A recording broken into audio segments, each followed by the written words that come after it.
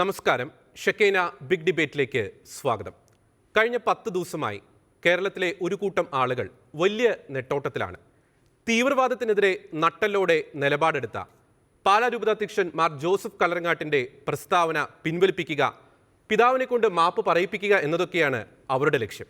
അതിനായി അവരാദ്യം ഭീഷണിപ്പെടുത്തി മാർച്ച് നടത്തുന്നു, മാധ്യമങ്ങളിൽ അന്തിചർച്ചകൾ സംഘടിപ്പിക്കുന്നു, രാഷ്ട്രീയ നേതാക്കളെ രംഗത്തിറക്കുന്നു, സമുദായ സംഘടനാ നേതാക്കളെ രംഗത്തിറക്കുന്നു. ഒടുവിലിതാ സഭയുടെ ആശങ്ക എന്താണെന്ന് കേൾക്കുവാൻ പോലും തയ്യാറാകാതെ ചില കണക്കുകൾ ഉയർത്തിക്കാട്ടി പാലാ രൂപതാധ്യക്ഷൻ മാർ ജോസഫ് കല്ലറങ്ങാട്ട് ഉന്നയിച്ച ആശങ്കകൾ അടിസ്ഥാനരഹിതമാണെന്ന് കേരളം ഭരിക്കുന്ന മുഖ്യമന്ത്രി തന്നെ പ്രഖ്യാപിക്കുന്നു. എന്താണ് ഇവർ ഉദ്ദേശിക്കുന്നത്? തീവ്രവാദത്തിനെതിരെ ശബ്ദം ഉയർത്തരുത് എന്നാണോ? ഷെക്കൈന ബിഗ് ഡിബേറ്റ് ചർച്ച ചെയ്യുന്നു. പൊളിറ്റിക്കൽ ഇസ്ലാമിന് മുന്നിൽ മുട്ടുമടക്കണോ? ഈ ചർച്ചയിൽ നമ്മോടൊപ്പം ചേരുന്നു പൂഞ്ഞാർ മുൻ MLA ശ്രീ PC ജോർജ്, രാഷ്ട്രീയ നിരീക്ഷകൻ അഡ്വക്കേറ്റ് ശ്രീ ജയശങ്കർ, BJP നേതാവ് advocate Gopalakrishnan, Deepika Delhi bureau chief Shri George Kalluvelil, കത്തോലിക്ക കോൺഗ്രസ് നേതാവ് ശ്രീ ജോസുകുട്ടി ഒഴികയിൽ. 5 പേർക്കും ഈ ചർച്ചയിലേക്ക് സ്വാഗതം. ആദ്യം ശ്രീ അഡ്വക്കേറ്റ് ജയശങ്കർ, ഈ കഴിഞ്ഞ 10 ദിവസമായി ഈ മുസ്ലിം സംഘടനകൾ ഉന്നയിക്കുന്ന ഒരു ആവശ്യം പാലാ രൂപതാധ്യക്ഷൻ നാർക്കോട്ടിക് ജിഹാദ് പരാമർശത്തിൻ്റെ പേരിൽ മാപ്പ് പറയണം എന്നതാണ്. തീവ്രവാദത്തിനെതിരെ ശബ്ദമുയർത്തുന്നവരെ നിശബ്ദരാക്കുക എന്ന വ്യക്തമായ അജണ്ടയല്ലേ ഈ മാപ്പ് പറയിപ്പിക്കുന്നതിന് പിന്നിൽ? അഡ്വക്കേറ്റ് ജയശങ്കർ, ഇവിടെ താങ്കൾ ചോദിച്ച വിഷയം മാത്രമല്ല, സത്യം പറഞ്ഞാൽ ഒരുപാട് പ്രശ്നങ്ങൾ നമ്മുടെ സമൂഹത്തിലുണ്ട്. സമീപകാലത്ത് കൃത്യമായിട്ട് പറഞ്ഞാൽ 2019 പാർലമെന്റ് തെരഞ്ഞെടുപ്പിന് ശേഷം കേരളത്തിലെ പ്രബലമായ 2 ന്യൂനപക്ഷ സമുദായങ്ങൾക്കിടയിൽ, അതായത് ക്രിസ്ത്യൻ മുസ്ലിം സമുദായങ്ങൾക്കിടയിൽ ഒരു അവിശ്വാസവും ഭയവും പരസ്പര സംശയവും നിലനിൽക്കുന്നു എന്നുള്ളതാണ് ഇതിന്റെ അടിസ്ഥാനപരമായിട്ടുള്ള ഒരു പ്രശ്നം. അപ്പൊ അതിന് പല ഘടകങ്ങളുമുണ്ട്. ഞാനിത് പല ചർച്ചകളും പറഞ്ഞിട്ടുള്ളതാണ്, നിങ്ങളുടെ ചാനലിൽ തന്നെ പറഞ്ഞിട്ടുണ്ടെന്നാണ് എന്റെ ഓർമ്മ. പല ഘടകങ്ങളുണ്ട്. ദേശാന്തരിക പ്രശ്നങ്ങളുണ്ട്, ഹാഗിയ സോഫിയ ദേവാലയവുമായി ബന്ധപ്പെട്ട വിവാദം. അതിനേക്കാൾ ഉപരി ആ വിഷയത്തിൽ പാണക്കാട് സാദിഖ് അലി ശിഹാബ് തങ്ങൾ ഇതിനെ ന്യായീകരിച്ചു ചാന്ദ്രിക പത്രത്തിൽ ലേഖന വികാസം. അതുപോലെ തന്നെ ഈ ഈസ്റ്റർ ദിവസം കൊളംബോയിലുണ്ടായ സ്ഫോടനം, പ്രത്യേകിച്ച് യാതൊരു പ്രകോപനവും ഇല്ലാതെ ഉണ്ടായ സ്ഫോടനങ്ങൾ, അതിലുണ്ടായ ആൾനാശം, അതുപോലെ പാരീസിലും വിയന്നയിലും ഒക്കെ ഉണ്ടായിട്ടുള്ള ഭീകരാക്രമണം, നൈജീരിയയിലും പാകിസ്ഥാനിലും ഒക്കെ ക്രൈസ്തവർ തീവ്രവാദികളിൽ നിന്ന് അനുഭവിക്കുന്ന പീഡനം, ഇതൊക്കെ പല നമ്മുടെ സമൂഹത്തിൽ ചർച്ച ചെയ്യപ്പെട്ട വിഷയങ്ങൾ. അത് മാത്രമല്ല, മറ്റ് സാമ്പത്തികവും രാഷ്ട്രീയവുമായിട്ടുള്ള വിഷയങ്ങൾ ഇതിന്റെ കൂടെ തന്നെ ഉണ്ടായി വരുന്നുണ്ട്. ഉദാഹരണത്തിന് കേരള കോൺഗ്രസ് ജോസ് മാണി നയിക്കുന്ന വിഭാഗത്തിന് UDF വിട്ട് LDF പോകേണ്ടി വന്ന സാഹചര്യം, അതിലേക്ക് നയിച്ച സംഭവങ്ങൾ, അവർക്ക് നീതി ലഭിച്ചില്ല എന്ന തോന്നൽ, അതുപോലെയുള്ള കേരള രാഷ്ട്രീയത്തിലെ വിഷയങ്ങളുണ്ട്. പിന്നെ അതോടൊപ്പം തന്നെ ഇനി സവർണ സമുദായങ്ങൾക്ക് 10% സംവരണം ഏർപ്പെടുത്തിയതിന് നേരെ മുസ്ലിം സംഘടനകൾ അതിനെ ചെറുത്ത് നിൽക്കാൻ ശ്രമിച്ചു, കോടതിയിൽ കേസ് കൊടുത്തു എന്ന് ഭീഷണി കൊടുത്തു. അഡ്വക്കേറ്റ് ജയശങ്കർ, അങ്ങ് ഉയർത്തി കാണിക്കുന്ന വിഷയങ്ങൾ പ്രസക്തമാണ്. പക്ഷേ എങ്കിൽ പോലും ഈ പൊളിറ്റിക്കൽ ഇസ്ലാമിന്റെ ഒരു വ്യക്തമായ ഈ ഒരു അജണ്ട ഈ പാലാ പിതാവിന്റെ പ്രസ്താവനയുമായി ബന്ധപ്പെട്ട് ഈ വിവാദങ്ങൾക്ക് പിന്നിലില്ലേ? അല്ല, ഞാൻ അതിലേക്ക് വരികയാണ്. ഇതിന്റെ ഇങ്ങനെ ഒരു പശ്ചാത്തലം ഇവിടെ ഉണ്ട്. അപ്പൊ ഈ 2 സമുദായങ്ങളും തമ്മിൽ നേരത്തെ ഉണ്ടായിരുന്ന ഒരു ഇഴയടുപ്പം ഇപ്പോൾ ശിഥിലമായിരിക്കുന്നു എന്നുള്ളതാണ് ഇതിന്റെ അടിസ്ഥാനപരമായിട്ടുള്ള ഒരു വിഷയം. അതുകൊണ്ടുകൂടിയാണ് ഇതിന് ഇത്ര പ്രാധാന്യം കിട്ടുന്നത്. പൊളിറ്റിക്കൽ ഇസ്ലാമിന്റെ സംബന്ധിച്ചോളം പറഞ്ഞാൽ അത് കേരളത്തിൽ വളരെ കാലമായിട്ട് സജീവമായിട്ട് പ്രവർത്തിക്കുന്നുണ്ട്. കത്തോലിക്ക സഭ അടക്കമുള്ള ക്രിസ്തീയ സഭകളുടെ ശ്രദ്ധ ഈ കാര്യത്തിൽ വേണ്ടത്ര പതിഞ്ഞിരുന്നില്ല എന്നുള്ളതാണ് യാഥാർത്ഥ്യം. അത് ഏറെക്കുറെ ശ്രീ കരുണാകരൻ മുഖ്യമന്ത്രിയായിരുന്ന കാലത്ത് 82-87 കാലത്ത് തന്നെ ഇതിന്റെ ആദ്യ കിരണങ്ങൾ നമുക്ക് കാണാൻ കഴിയും. മലപ്പുറം ജില്ലയിലെ സിനിമാ തിയേറ്ററുകൾ കത്തിക്കുന്നു. അത് ഓലമേഞ്ഞ സിനിമാ തിയേറ്റർ വിവിധ പ്രദേശങ്ങളിലായിട്ട് 10-12 സിനിമാ തിയേറ്ററുകൾ കത്തി. കാരണം സിനിമ പൊളിറ്റിക്കൽ ഇസ്ലാമിന് ഹറാമായിട്ടുള്ള ഒരു സംഗതിയാണ്. വേറെ നസീറും മമ്മൂട്ടിയൊക്കെ മുസ്ലിങ്ങളാണെങ്കിൽ പോലും ഇത് അവർക്ക് അംഗീകരിക്കാൻ പറ്റും. അങ്ങനെ അവിടെ നിന്നാണ് തുടങ്ങുന്നത്. അതിനുശേഷം നമുക്കറിയാം, ഈ ബാബറി മസ്ജിദ് തകർത്തതിന് ശേഷം മറ്റ് സംസ്ഥാനങ്ങൾ ഉണ്ടായ പോലെ ഇല്ലെങ്കിൽ കേരളത്തിൽ അനിഷ്ട സംഭവങ്ങൾ ഉണ്ടായി. തൃശ്ശൂർ റെയിൽവേ സ്റ്റേഷനിൽ ഉണ്ടായ ബോംബ് സ്ഫോടനം, ഇങ്ങനെയുള്ള സംഭവങ്ങൾ ഇവിടെ ഉണ്ടായി.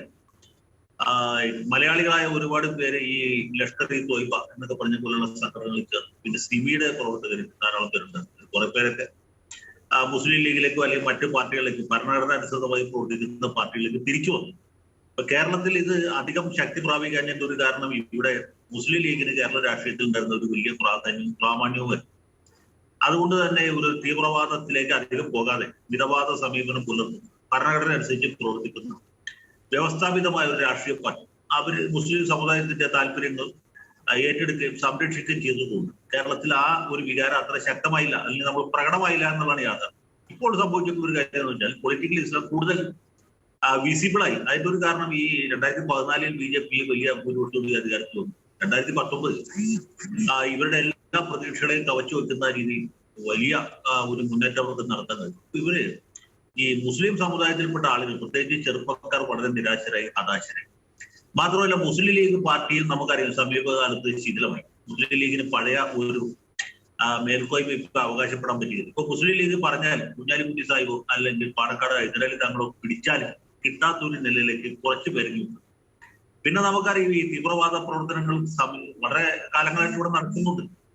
ഈ പോപ്പുലർ ഫ്രണ്ട് ഓഫ് ഇന്ത്യ എന്ന് പറഞ്ഞ വിധ്വംസക സംഘടന നിരവധി കൊലപാതകങ്ങൾ നടത്തിയിട്ടുണ്ട്. അതിൽ CPM-കാരെ കൊലപ്പെടുത്തിയിട്ടുണ്ട്, അതുപോലെ ലീഗുകാരെ കൊലപ്പെടുത്തിയിട്ടുണ്ട്, RSS-കാരെ കൊലപ്പെടുത്തിയിട്ടുണ്ട്. ഇങ്ങനെ പല അതിക്രമങ്ങളും ഇവരും കാലാകാലങ്ങളിൽ ചെയ്യുന്നുണ്ട്. പക്ഷെ നമ്മുടെ പൊതുസമൂഹം ഈ വിഷയങ്ങൾ ചർച്ച ചെയ്തിരുന്നില്ല. അതാണ് അതിന്റെ പ്രത്യേകത. ഇപ്പൊ ജോസഫ് മാഷിന്റെ കൈവെട്ടിയ സംഭവം തന്നെ എത്ര കഠിനമായ സംഭവമാണ്. പക്ഷെ അത് ശരിയായ രീതിയിൽ ചർച്ച ചെയ്യപ്പെട്ടില്ല. ഞാൻ പറഞ്ഞ ഒരാളുടെ കൈവെട്ടി എന്നുള്ളതല്ല, അതിന്റെ പിന്നിലുള്ള വികാരം എന്താണ്. അഡ്വക്കേറ്റ് ജയശങ്കർ, ഒരു കാര്യം അങ്ങ് പറഞ്ഞല്ലോ, ഇത് ശരിയായ രീതിയിൽ ചർച്ച ചെയ്യപ്പെട്ടില്ല. എന്തുകൊണ്ടാണ് ഇത്തരം ഭീകരമായ സംഭവങ്ങൾ ശരിയായ രീതിയിൽ നമ്മുടെ പൊതുസമൂഹത്തിൽ ചർച്ചയാവാതെ പോയത്? അത് ചർച്ചയാകാതെ പോയെന്ന് വെച്ചാൽ നമ്മുടെ മാധ്യമങ്ങളാണെങ്കിലും സമുദായ നേതാക്കന്മാരാണെങ്കിലും രാഷ്ട്രീയ നേതാക്കന്മാരാണെങ്കിലും ഇങ്ങനെയുള്ള വിഷയങ്ങളോട് പരമാവധി മൗനം പാലിക്കുകയാണ് ചെയ്തത്. അതുകൊണ്ടാണ് ഇത് വലിയ പ്രശ്നമായത്. ഇങ്ങനെയുള്ള വിഷയങ്ങൾ ഉണ്ടാകുമ്പോൾ അത് ചർച്ച ചെയ്യപ്പെടുകയാണെങ്കിൽ തന്നെ തൊലിപ്പുറത്തുള്ള ചർച്ചയാണ് നടത്തുന്നത്. ഞാൻ പാലാ പിതാവിന്റെ വിഷയത്തിലേക്ക് എന്നെ വരികയാണ്, വളരെ അടുത്തെത്തി. അത് തൊലിപ്പുറത്തുള്ള ചർച്ചയ്ക്ക് അപ്പുറം ഇതിന്റെ പിന്നിലുള്ള കാരണങ്ങൾ എന്താണ്, ഇതിന്റെ അണ്ടർലൈൻ റീസൺസ് അതെന്താണെന്നുള്ളതിനെ കുറിച്ച് ആരും ചർച്ച ചെയ്യുകയില്ല.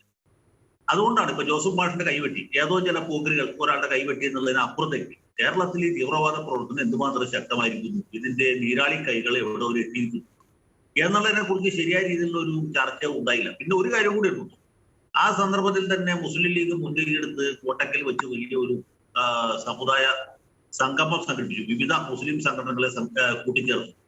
അവർ അക്രമത്തെയും അതുപോലെ തന്നെ തീവ്രവാദത്തെയും അതിശക്തമായി എതിർത്തു. അതുകൊണ്ട് തന്നെ മുസ്ലിം സമുദായത്തിൽ ഇതിന് വിപരീതമായൊരു വികാരം ഉണ്ടായി. പക്ഷെ ഇപ്പോൾ ഈ വിധ്വംസക പ്രവർത്തനങ്ങൾ ഉണ്ടാകുമ്പോൾ മുസ്ലിം ലീഗിന് പോലും പഴയ പോലെ മറ്റു സംഘടനകളെ തടുത്തുകൂട്ടി നിർത്താൻ ആ രീതിയിൽ ആശയ സമന്വയം ഉണ്ടാക്കാനോ കഴിയുന്നില്ല. അതുകൊണ്ടുകൂടിയാണ് ഈ ക്രൈസ്തവരും ഹിന്ദുക്കളും അടക്കമുള്ള വിഭാഗങ്ങളുടെ ഇടയിൽ അരക്ഷിതത്വ ബോധം വർദ്ധിച്ചിട്ടുള്ളത്. നമ്മളിത് രണ്ടു വശം നോക്കണം. എന്തുകൊണ്ട് ഇപ്പോൾ ഇപ്പൊ കല്ലറങ്ങാട്ട് പിതാവ് നടത്തിയ പ്രസംഗം തന്നെ നോക്കുക. പിതാവിനെ പോലെ പരിണത പ്രജ്ഞനായ ഒരാൾ വെറുതെ ഒരു ദിവസം രാവിലെ കണ്ണു തിരുമ്പി എഴുന്നേറ്റ് വന്നിട്ട് ഒരു മൈക്കിന്റെ മുമ്പിൽ നിന്ന് പ്രസംഗിക്കുകയല്ല ചെയ്ത്. അദ്ദേഹത്തെ പോലെ പണ്ഡിതരായ ഒരാൾ ഇതിന്റെ നാനാവശങ്ങളും ആലോചിച്ച് ഉറപ്പിച്ച് ബോധ്യപ്പെട്ടതിന് ശേഷം എഴുതി തയ്യാറാക്കിയ ഒരു പ്രസംഗമാണ്. അല്ലാണ്ട് ശ്രീ PC ജോർജിന്റെ നേതാവായിരുന്ന R ബാലകൃഷ്ണനുള്ള പണ്ട് കൊച്ചിയില് പഞ്ചാബ് മോഡൽ പ്രസംഗം നടത്തിയ പോലെയല്ല. പിള്ള സാർ നോക്കിയപ്പോൾ ഒരുപാട് ആളുകൾ കൂടി നിൽക്കുന്നു. ആവേശം കയറി അദ്ദേഹം പഞ്ചാബിന്റെ വഴി നേടാമെന്ന് പ്രസംഗിച്ച് അദ്ദേഹത്തിന്റെ മന്ത്രിസ്ഥാനം പോയി. അങ്ങനത്തെ ഒരു പ്രസംഗമല്ല. പലപ്പോഴും രാഷ്ട്രീയ നേതാക്കന്മാർക്കൊക്കെ പറ്റും. ഇവര് ആൾക്കൂട്ടത്തിന്റെ ഒരു ആരവം കാണുമ്പോൾ മതിമറന്ന് പ്രസംഗിച്ച് വലിയ കുഴപ്പത്തിലേക്ക് പോകും. ഇതങ്ങനെയല്ല. ഇവിടെ പരിശുദ്ധ പിതാവ് ആലോചിച്ച് ഉറപ്പിച്ച് ബോധ്യപ്പെട്ട് അദ്ദേഹത്തിന് അറിയാം ഇത് നാളെ ഇന്നല്ലെങ്കിൽ നാളെ വിവാദമാകും, ഇതുപോലുള്ള സംഭവങ്ങളൊക്കെ ഉണ്ടാകും എന്ന് ബോധ്യപ്പെട്ടതിന്റെ അടിസ്ഥാനത്തിൽ അദ്ദേഹം ഈ വിഷയവും പബ്ലിക് സ്പിയറിൽ അഡ്രസ് ചെയ്യുകയാണ്. ഞാൻ നേരത്തെ പറഞ്ഞ പോലെ. പക്ഷെ ഇവിടെ ചർച്ച ചെയ്യപ്പെടുന്നത് എന്താണ്? ഇവിടെ ഈ മതേതരം നവോത്ഥാന ബുദ്ധിജീവികൾ പറയുന്നത് കല്ലറങ്ങാട്ട് ഒരു വലിയ വർഗീയവാദിയായി ഇദ്ദേഹം സമൂഹത്തിൽ കുത്തിത്തിരിപ്പുണ്ടാക്കാൻ വേണ്ടി ഇങ്ങനൊരു പ്രസംഗം നടത്തി മുസ്ലിം സമുദായത്തെ അടച്ചാക്ഷേപിക്കും. അദ്ദേഹം അങ്ങനെ ചെയ്യാറില്ല. ആ പ്രസംഗം നമ്മൾ അതിന്റെ ഇത് മാത്രമല്ല ടെക്സ്റ്റും ഇവിടെ കിട്ടാനുണ്ടല്ലോ. ആ ടെക്സ്റ്റിൽ പറയുന്നത് എന്താണ്? അദ്ദേഹം പറയുന്നത് ഈ സമൂഹത്തിൽ ജീർണതകൾ വർദ്ധിക്കുന്നു, അതോടൊപ്പം തന്നെ വിധ്വംസക പ്രവർത്തനങ്ങൾ വർദ്ധിക്കുന്നു, ഭീകര പ്രവർത്തനം വർദ്ധിക്കുന്നു, മയക്കുമരുന്നിന്റെ ഉത്ഭവം വർദ്ധിക്കുന്നു. ഇതിന്റെയൊക്കെ പുറകിൽ ചില ദുഷ്ടശക്തികളുണ്ട്, അവരെ കരുതിയിരിക്കണം എന്നാണ് പറയുന്നത്. സത്യത്തിൽ അത് പൂർണ്ണമായിട്ട് വായിക്കുമ്പോൾ ശരിയായ രീതിയിൽ ഉൾക്കൊള്ളുമ്പോൾ അതിൽ ആക്ഷേപകരമായിട്ട് ഒന്നും തന്നെ ഇല്ല. പക്ഷെ ഈ പ്രകൃതത്തിൽ നിന്ന് ചില വാക്കുകൾ അടർത്തിയെടുത്ത് ഇദ്ദേഹത്തെ ഒരു വർഗീയവാദിയാക്കി ചിത്രീകരിക്കാനുള്ള ശ്രമം ഒരു ഭാഗത്ത് നടന്നു. അതോടൊപ്പം തന്നെ അദ്ദേഹം ഉയർത്തിയ ശരിയായിട്ടുള്ള പ്രശ്നം എന്താണ്? അത് തീവ്രവാദത്തിന്റെ പ്രശ്നമാണ്. നിങ്ങൾ ഉന്നയിച്ച പോലെ പൊളിറ്റിക്കൽ ഇസ്ലാം മുന്നോട്ട് വെക്കുന്ന ഭീഷണികൾ, അതിനെ നമ്മൾ എത്ര നാൾ വഴിപ്പെടണം? വളരെ പ്രസക്തമായ ചോദ്യമല്ലേ. പക്ഷെ ആ ചോദ്യം എന്തുകൊണ്ട് ആരും ചോദിക്കുന്നില്ല? ഇപ്പൊ ഇന്നലെ ഏഷ്യാനെറ്റിന്റെ ചർച്ചയിൽ ഞാൻ പങ്കെടുത്ത ഈ വിഷയം അവിടെ ചർച്ച ചെയ്യപ്പെടുന്നേ ഇല്ല. പിന്നെ അഡ്വക്കേറ്റ് സജി, അദ്ദേഹം ഒരു മതം ഉപേക്ഷിച്ച കത്തോലിക്കനാണ്, അദ്ദേഹം മിശ്രവിവാഹിതമാണ്. അദ്ദേഹത്തിന്റെ വ്യക്തിപരമായ അനുഭവം അവിടെ പറഞ്ഞു. അത് കേട്ടപ്പോൾ കേട്ടുകൊണ്ടിരുന്ന ആളുകൾ മുഴുവൻ നടുങ്ങിപ്പോയി. കാരണം എന്താ, ഒരു മധ്യവയസ്കയായ ഒരു സ്ത്രീ ഇതുപോലുള്ള ആളുകളുടെ പിടിയിൽപ്പെട്ട് വീട്ടിൽ നിന്ന് ഒളിച്ചു കൊടുക്കുകയും പിന്നീട് ഈ പോപ്പുലർ ഫണ്ടുകാരായിരിക്കണം വലിയ ഒരു ആൾക്കൂട്ടത്തിന്റെ അകമ്പടിയോടുകൂടി കോടതിയിൽ ഹാജരാവുകയും പിന്നീട് ഇവരുടെ കൗമാരപ്രായക്കാരായ 2 കുട്ടികളെ വിട്ടുകിട്ടാൻ വേണ്ടി കുടുംബ കോടതിയിൽ വന്ന് ടെററൈസ് ചെയ്യുന്നത് കാര്യം അദ്ദേഹം പറഞ്ഞു. 2 മിനിറ്റ് കൊണ്ട് അദ്ദേഹം ഇവിടെ പാലാ പിതാവ് പറഞ്ഞ കാര്യങ്ങൾ പരിപൂർണമായിട്ട് ശരിയാണ്. ഞാൻ തിരിച്ചു വരാം ശ്രീ ജയശങ്കർ, സമയപരിമിതി ഞാൻ ഇടപെടുകയാണ്. ശ്രീ അഡ്വക്കേറ്റ് ഗോപാലകൃഷ്ണൻ, താങ്കൾ ഇന്നലെ മുഖ്യമന്ത്രി നടത്തിയ പത്രസമ്മേളനം ശ്രദ്ധിച്ചു കാണും. ഒരു കേരളത്തിലെ പ്രബലമായ ഒരു സമുദായത്തിൻ്റെ നേതാവ്, സീറോ മലബാർ സഭയുടെ ഒരു മെത്രാൻ ഒരു ആശങ്ക പങ്കുവെച്ചപ്പോൾ ആ ആശങ്കയുടെ വസ്തുത എന്താണ്, സഭയുടെ വേദന എന്താണ് എന്ന് ചോദിക്കുക പോലും ചെയ്യാതെ ആ ആശങ്ക അടിസ്ഥാനരഹിതമാണെന്ന് സ്ഥാപിച്ചെടുക്കുവാനുള്ള ഒരു കഷ്ടപ്പാടിലായിരുന്നു മുഖ്യമന്ത്രി ഇന്നലെ. അതിൽ അദ്ദേഹം പറഞ്ഞൊരു കാര്യമുണ്ട്, 100ഓളം പേർ കേരളത്തിൽ നിന്ന് IS-ൽ ജോയിൻ ചെയ്ത് കഴിഞ്ഞു എന്നത്. ഇത് ഈ റാഡിക്കലൈസേഷൻ, മുഖ്യമന്ത്രി പറയുന്നു ചിലർ 72ഓളം പേർ വിദേശത്ത് ജോലിക്ക് പോയി അവിടെ വെച്ചാണ് റാഡിക്കലൈസേഷൻ സംഭവിച്ചത്. അത് നമുക്ക് എത്രമാത്രം വിശ്വാസത്തിൽ എടുക്കുവാൻ കഴിയും? ഇവിടെ തന്നെ നമ്മുടെ യുവജനങ്ങളെ ഒരു തീവ്ര ചിന്താഗതിയിലേക്ക്, തീവ്ര സംഘടനകളിലേക്കൊക്കെ വഴിതിരിപ്പിക്കുവാൻ ഉള്ള സംവിധാനങ്ങൾ ഇവിടെ തന്നെ നിലവിലില്ലേ ശ്രീ അഡ്വക്കേറ്റ് ഗോപാലകൃഷ്ണൻ? ഞാൻ എൻ്റെ സംഘടനയിൽ ഈ വിഷയത്തിൽ വളരെ ഗൗരവമായി തന്നെ ഈ വിഷയം ചർച്ച ചെയ്യുന്നുണ്ട്. നിങ്ങൾക്ക് എല്ലാവർക്കും അറിയാം.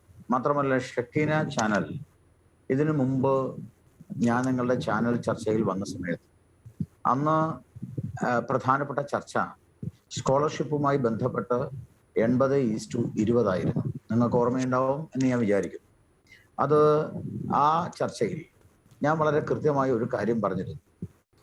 നിർഭാഗ്യവശാൽ ക്രൈസ്തവ സഭ അല്ലെങ്കിൽ ക്രൈസ്തവ മതം അല്ലെങ്കിൽ ക്രൈസ്തവര് ഏകപക്ഷീയമായിട്ട് രാഷ്ട്രീയമായി ഒരു പ്രത്യേക പൊളിറ്റിക്കൽ പാർട്ടിയെ, പേര് പറഞ്ഞാൽ കോൺഗ്രസിനെ അല്ലെങ്കിൽ കേരള കോൺഗ്രസിനെ വളരെയധികം സഹായിക്കുകയും രാഷ്ട്രീയമായി പിന്തുണ കൊടുക്കുകയും, എന്നാൽ അതേ സമയത്ത് സഭയ്ക്ക് ഒരു പ്രശ്നം വരുമ്പോൾ സഭയുടെ പ്രശ്നത്തിൽ യാഥാർത്ഥ്യം മനസ്സിലാക്കിയിട്ട് പോലും മുഖം തിരിഞ്ഞു നിൽക്കുന്ന സമീപനമാണ് ഈ കൂട്ടരെല്ലാം സ്വീകരിക്കുന്നത് എന്ന് ഞാൻ അന്നും പറഞ്ഞിരുന്നു. ഓർമ്മയുണ്ടാവുമെന്ന് വിശ്വസിക്കുന്നു. ഏതാണ്ട് അതിൽ നിന്ന് തെല്ലും വ്യത്യസ്തമല്ലാത്ത ഒരു സമീപനമാണ് ഈ വിഷയത്തിൽ ധീരമായ കാര്യങ്ങൾ പറഞ്ഞ ഒരു രാഷ്ട്രീയ നേതാവ്, വളരെ ശക്തമായ രീതിയിൽ ശക്തമായ ഭാഷയിൽ ധീരമായി പറഞ്ഞ ഒരു രാഷ്ട്രീയ നേതാവ് ബഹുമാനപ്പെട്ട PC ജോർജ് മാത്രമാണ്. അദ്ദേഹം മാത്രമാണ് കൃത്യമായ കാര്യങ്ങൾ സൂചിപ്പിച്ചത്. പക്ഷെ ബാക്കി എല്ലാ ആളുകളും വിഴുങ്ങുകയാണ്. എന്തിനാ വിഴുങ്ങുന്നത്, എന്തിനാ ഭയപ്പെടുന്നത് എന്ന് എനിക്കറിയില്ല. ഈ വിഷയത്തിൽ ഞാൻ 3 കാര്യങ്ങൾ ചൂണ്ടിക്കാണിക്കുന്നു. ഒന്നാമത്തെ കാര്യം ബിഷപ്പ്, രണ്ടാമത്തെ കാര്യം ബിഷപ്പ് പറഞ്ഞിട്ടുള്ള ഫാക്ട്സ്, മൂന്നാമത്തെ കാര്യം ബിഷപ്പ് പറഞ്ഞത് കേട്ടിട്ട് തുള്ളുന്ന, ബിഷപ്പിനെതിരെ അല്ലെങ്കിൽ ബിഷപ്പ് പറയുന്നത് കേട്ട് ബഹളം വെക്കുന്നതാണ്. ഇതാണ് ഈ 3 കാര്യമായിട്ട് ഞാൻ ഇതിനെ വേർതിരിക്കുകയാണ്. ഒന്നാമത്തെ കാര്യം, എൻ്റെ സുഹൃത്ത് ജയശങ്കർ പറഞ്ഞു, ബിഷപ്പ് അങ്ങനെ എന്തെങ്കിലും വിളിച്ചു പറയുന്ന ആളല്ല. സാധാരണ പത്രങ്ങളിലോ അല്ലെങ്കിൽ ഏതെങ്കിലും ചാനലുകളിലോ ഒക്കെ സ്ഥിരം വന്നിരുന്ന് സംസാരിക്കുന്ന ആളല്ല. പിന്നെ ഒരു പൊതുയോഗം വിളിച്ച് ബിഷപ്പ് ഒരു പൊതുയോഗത്തിൽ പ്രസംഗിക്കുകയായിരുന്നില്ല.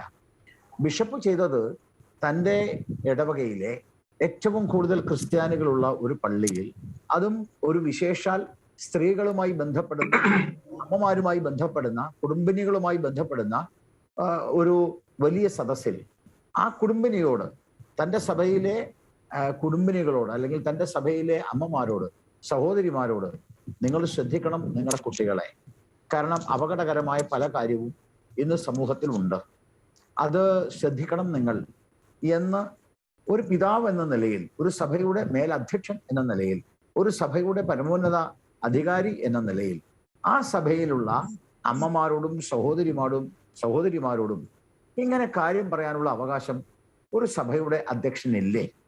പിണറായി വിജയൻ എന്തൊക്കെ പറയുന്നുണ്ട് മാർക്സിസ്റ്റ് പാർട്ടിയുടെ യോഗത്തിൽ.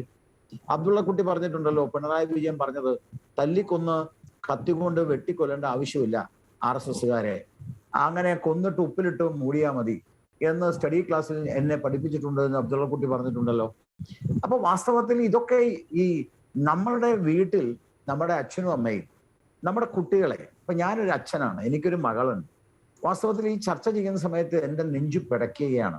കാരണം എൻ്റെ മകൾ എൻ്റെ അടുത്തില്ല, അവൾ പഠിക്കുന്നത് വേറൊരു പ്രൊഫഷണൽ കോളേജിലാണ്. ആ കോളേജിൽ ഏതൊക്കെ തരത്തിലുള്ള ആളുകളുണ്ട്.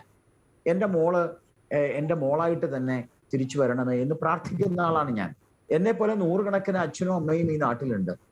അവരുടെ അടുത്ത് ഒരു സഭയുടെ അധ്യക്ഷൻ, പിതാവ്, അദ്ദേഹത്തിന്റെ ഉത്കണ്ഠ രേഖപ്പെടുത്താനുള്ള അവകാശം ഉണ്ടല്ലോ. ആ ഉത്കണ്ഠ രേഖപ്പെടുത്തുമ്പോൾ അതിനകത്തൊരു വാക്ക് പറഞ്ഞിട്ടാണ് ഈ ബഹളം വെക്കുന്നത്. എന്താണ് ആ വാക്ക്? ജിഹാദ് എന്നൊരു വാക്ക് മാത്രമാണ്. നാർക്കോട്ടിക് എന്ന് പറയുന്നതിൽ വിരോധമില്ല. ജിഹാദ് എന്ന് പറഞ്ഞു. എന്താ ജിഹാദ് എന്ന് പറഞ്ഞാൽ അത് ഒരു മതത്തെ ബാധിക്കുന്നത് മാത്രമാണോ?